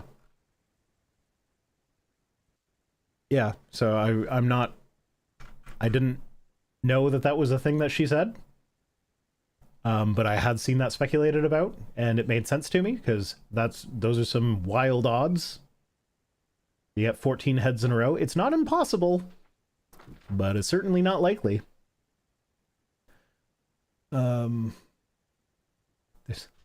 Apparently there's a firefighter whose name is Les McBurney. Les McBurney? I mean, with a name like that, you kind of have to be a firefighter. What do you need to do to solve the fire? We need Les McBurney. Let us make Les McBurney happen. Yeah. But yeah, so that's Elon not understanding why people don't like him. There we go. Olivia Williams says, "Love the No Rogan podcast. Also feel like we should campaign to get Forrest Valkai on Joe Rogan Experience." Yeah, the No Rogan Experience, that's KNOW. That is Cecil, I think his last name's Cicerello. Cecil something Italian, and Michael Marshall of Skeptic Magazine in the UK, who runs the QED conference. They will listen to an episode of Joe Rogan, and then they'll go over like, this is how Joe could have done better. These are the logical fallacies that were used here. And like they analyze it and they try and present it from a viewpoint of like they are both very much against most of what Joe Rogan says, but they try and present it from a like a friendly to the average Joe Rogan viewer in that sort of way. So it's like we're not just going to be like, oh, I hate Joe Rogan because he's Joe Rogan. We're actually going to like play clips of him and explain like this is what really happened here. That's why we hate him. And yeah, well, yeah, okay. It's a good show. We don't hate him because he's Joe Rogan. We hate him because of the things he does. I do recommend the show. It's very good. Also, I'm pretty sure both Cecil and Marsh are CAN credentialed. As am I. Are you on that list yet? I signed the thing. Oh, you signed the thing? Good. I don't remember actually getting back the thing that said this is the thing you have to read. I need to check my email again. Yeah, probably. I am now fully credentialed. I was provisionally credentialed up until like last week.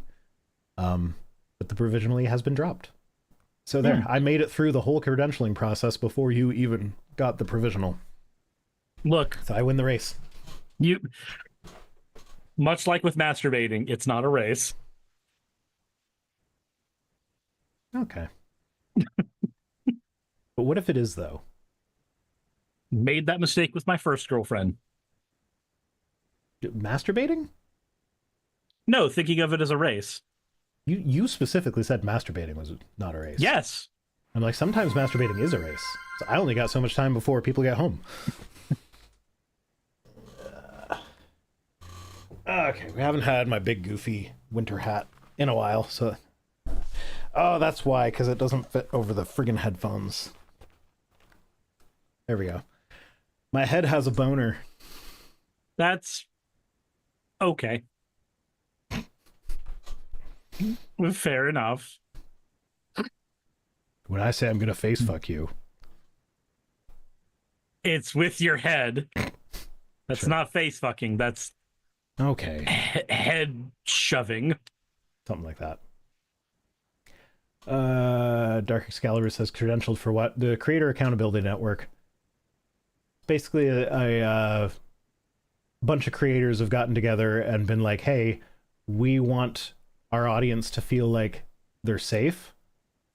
So, like, this is a thing that if you can, like, if we go to a conference or something and I smack your butt, there's now a phone number that you can call and be like, hey, he smacked my butt and that made me feel really unsafe and uncomfortable and I didn't like that and you need to do something. And then they will like sit me down and go through like, I mean, that's such an obvious example. I can't see that ever happening. Just sitting there, okay. Rhino, we need to explain to you why consent is important. Yeah, basically, like that's what it is. Like, we need to explain to you why what you did is wrong. Here's how you could have handled that situation better. Here's how you could have avoided being reported. And then you, like, at the moment, it's kind of, it's toothless in the sense that, like, the worst that happens is that, like, I lose my credentials if they decide that I'm not, like, actually trying to do better. But it's also like, if I suddenly lose my credentials, you can now look at that and be like, what happened? And then bother me about that until I either tell you about it or block you or whatever. And here I was thinking you were licensed to wed people. I am licensed to wed people. I am an ordained minister. Yay. Yeah, I literally became an ordained minister to win a Twitter fight. That was just to show how easy it was to be one. Yeah, no, some guy was telling me that, like, oh, you shouldn't be responding to Mike Winger because Mike Winger is like he's an ordained minister, so he's trained in this sort of thing. I'm like, oh, really? Okay. Filled out some paperwork, came back 5 minutes later, being like, hey, guess what? I'm an ordained minister now. Can I talk about Mike Winger? And I did it with my real name and everything, so I couldn't prove it to him because I'm anonymous on the internet, but like I legally can marry people. Not in Canada because we don't accept their ordinations in Canada. So I can only marry people in a place that I refuse to go to right now. Oh, anyway. Elon Musk again. So Doge Designer says, breaking, Elon Musk says that he thinks we could have 1 million people on Mars in 20 years. And Elon says best case 20 years, but probably closer to 30. There were people doing the math on this. Based on what expertise? There were people doing the math on this. You would have to send 1,000 rockets with our current capacity rockets to Mars every year in order to get there in 20 years. Sure, it goes down a little bit for 30, but like, that ain't happening. Are they counting like people breeding a fuck ton on Mars? Maybe. Because like that would skew the numbers a little bit. No, I don't think it would. I don't think it would skew them enough. In 20 years. I mean, if every couple had a kid every year while they are there, and that was like a thing that they had to do. Because you can definitely see Elon being the kind of person to force quiverfuling on them. I could. It does sound an awful lot like you're trying to you're trying to give an explanation for how Egypt could have existed just like 100 years after Noah's Ark. Like, so yeah, if you go with creationist math, sure, maybe we could get to 1 million. And Drew Harrison says that is a lot of methane. That is a lot of methane. Okay, this hat can't stay on for long. It is too tight. That one triggers my sensory issues. Which one triggers the libs more? My dick. I don't know. You said trigger, and I had to go with it. Taku Senpai says 20 to 30 years, maybe a few dozen to a few hundred. Like, actually living there permanently? I don't think so. We might have a manned mission by then. I have my doubts about that. But I don't think anyone's going to be living there permanently. Like, just the radiation alone would be a huge issue. Because Mars don't have magnetic field like Earth does. Like, that would actually be a similar problem on the moon, but the moon has lava tubes that would help with that quite a bit.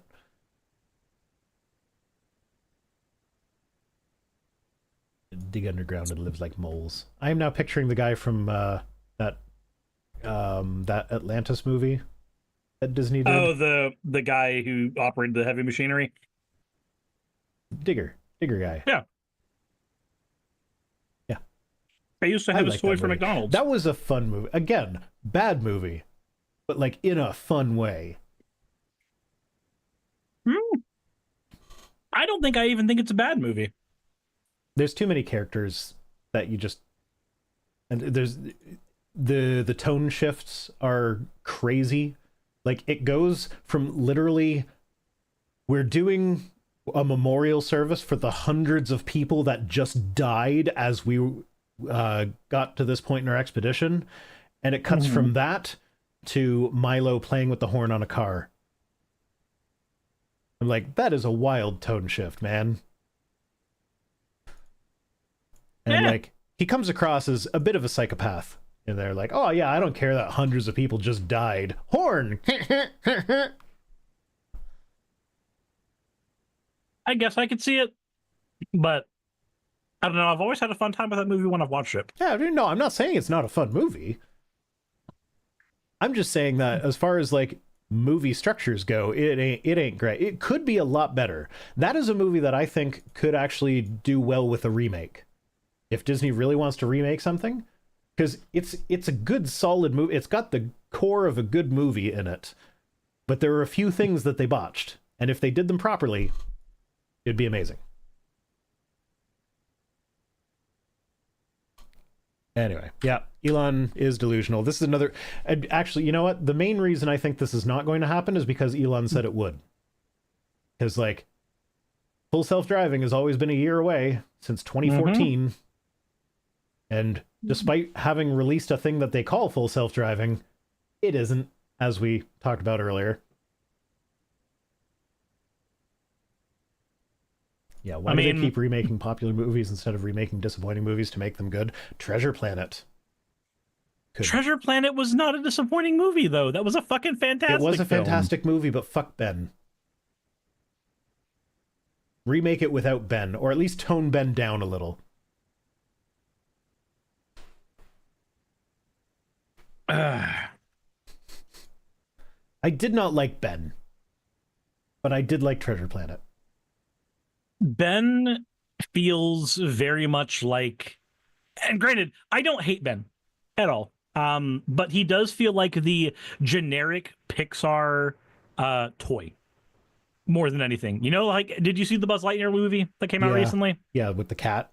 Yeah, the cat's the same thing. The for only me. reason the cat is even there is to sell toys. Yeah, that feels like that to me. But I'm also fine with Ben. Ben did not bother me. Ben feels better than Jar Jar Binks to me. Also, so I do love Treasure Planet. Like, I mean, like, Ben is the biggest problem with Treasure Planet, in my opinion. And aside from that, I think it was fantastic. And I think part of that is that it was a passion project. The people who worked on that, they had been begging Disney corporate to allow them to work on that for like a decade. Mm-hmm. And it was like, they basically were like, oh, no, you have to make this movie first. And so they made that movie. And then they were like, okay, you have to make this other movie first. And so they made this other movie. And then they're like, okay, you know what? You made two movies. Like, I think it was The Little Mermaid and I forget what the second, it might have been The Lion King. It was like two really big classic Disney movies. And they did amazing at the box office. And then Disney corporate was like, and no, we're getting there. We're getting there, Lenari. Disney corporate was like, okay, you know what? If you make us another impossible blockbuster that makes us a shit ton of money, we'll let you make Treasure Planet.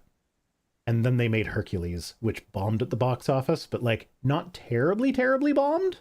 It did well enough that they were able to like get the higher ups to go like, okay, I suppose it did okay enough that I guess you can do your passion project. And then they like the blending of animation techniques that they use, like they use classical hand-drawn animation, they had 3D animation, they had that that thing that Disney developed that like it used hand-drawn things, but like oh no, it was they developed it. No, it wasn't. Is it rotoscoping? No, not rotoscoping. It was that thing that they designed for Tarzan to like when he's skating on the branches, where the branches are like it's not the same as like 3D rendering, but it was done in the computer, and then people would like come in and hand paint it. I forget exactly how it worked, but it was like it was a blending of 3 different animation techniques, and they did it seamlessly. Like there were elements in that movie, like normally, especially from that time, when you get a CG element in there, it's obvious which element is CG. Mm-hmm. But like that one, like there are some things like that, but there are other things is like, oh, I didn't even know that was CG until I learned about it just now. Oh, it was like, from a technical perspective, that movie was just perfect. Okay.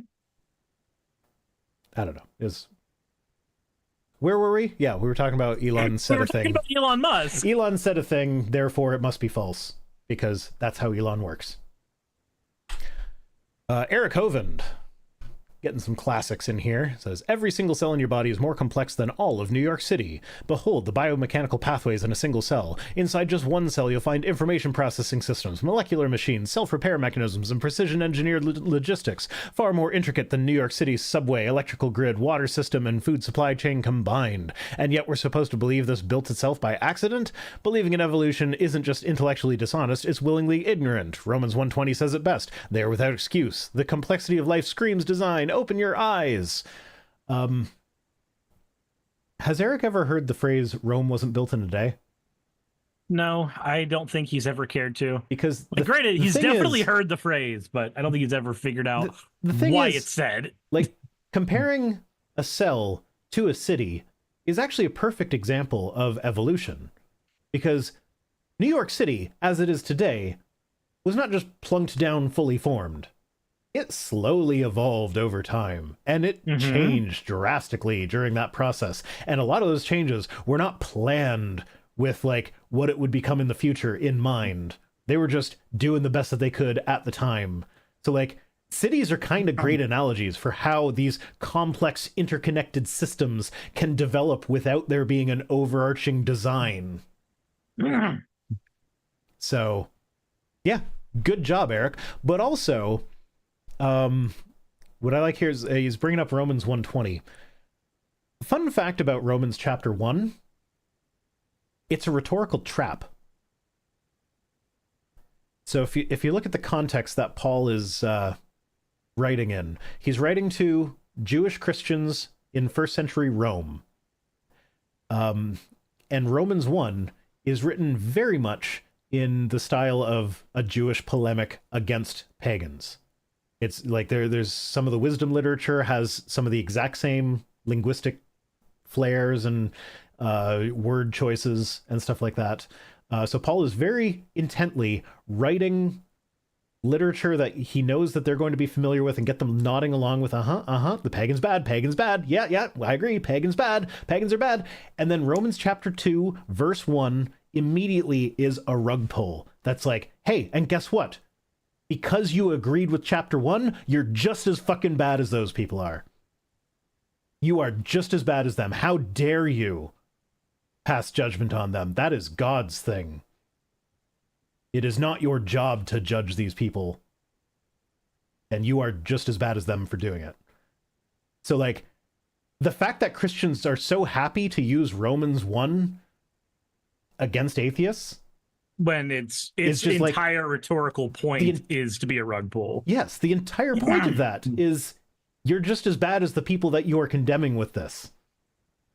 So, I'm sorry, Eric, but Paul would be appalled at his use of Romans 1:20. Oh, God fucking damn it. We all know you have kids! Yeah, that might be a preview of my my video this Friday. Jesus Christ. Yeah. We get it. Yeah, what's great though is, like, apologists like to use Romans 1:20 as though they are speaking to atheists. Like, they pretend as though this is going to convince an atheist, but, like, telling an atheist that no, you actually do believe God deep down, you're just willfully denying that. It's written on your heart. Don't worry, guy. The only thing that could possibly accomplish for someone who believes that they do not believe in God is to be like, oh, okay, the Bible says that I believe in God. Well, then the Bible is obviously wrong because I know that I don't. Yeah, the Bible, surprise, surprise, the book written well before I was alive doesn't know me as well as I know me. Mm-hmm. Weird. Yeah. Who would have guessed? Funny thing.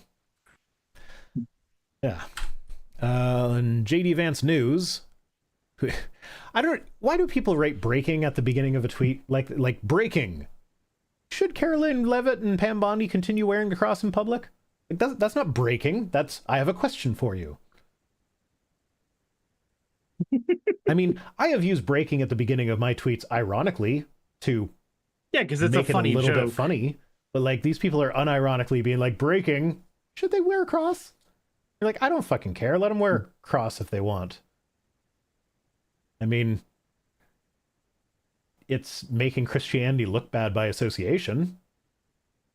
Yeah. Like something ninth commandment. Religiosity has been on a downward spiral for a while. Mm-hmm. And it continues to be so. Probably not going to help with that. No. Yeah. Kitsune don't worry. says, I'm sure another survival will fix it. Yeah. Sorry, I meant revival, not survival. Why did I say survival? Freudian slip. It's on the mind. That's what we want to do nowadays. We do want to survive. It's getting a bit harder to do that. Yep. Okay, then we're finishing off Wendell. with Wendell, who, again, more evolution stuff, says, no one has observed macroevolution, one species turning into another, nor has it been demonstrated and replicated. Therefore, by definition, it's not a scientific position. So I prepared for this one. So, Wendell, when you say nobody's observed one species turning into another, I would like to draw your attention to Creation Ministries International's list of arguments they think that creationists should not use. And that's that no new species have been produced. In other words, new species turning into another species. They say, first words, this is not true. New species have been observed to form. In fact, rapid speciation is an important part of the creation model, because it turns out they actually believe in more evolution than the evolutionists do. Because how are you going to get from 4,000 animals on an ark to the millions of species that we see today?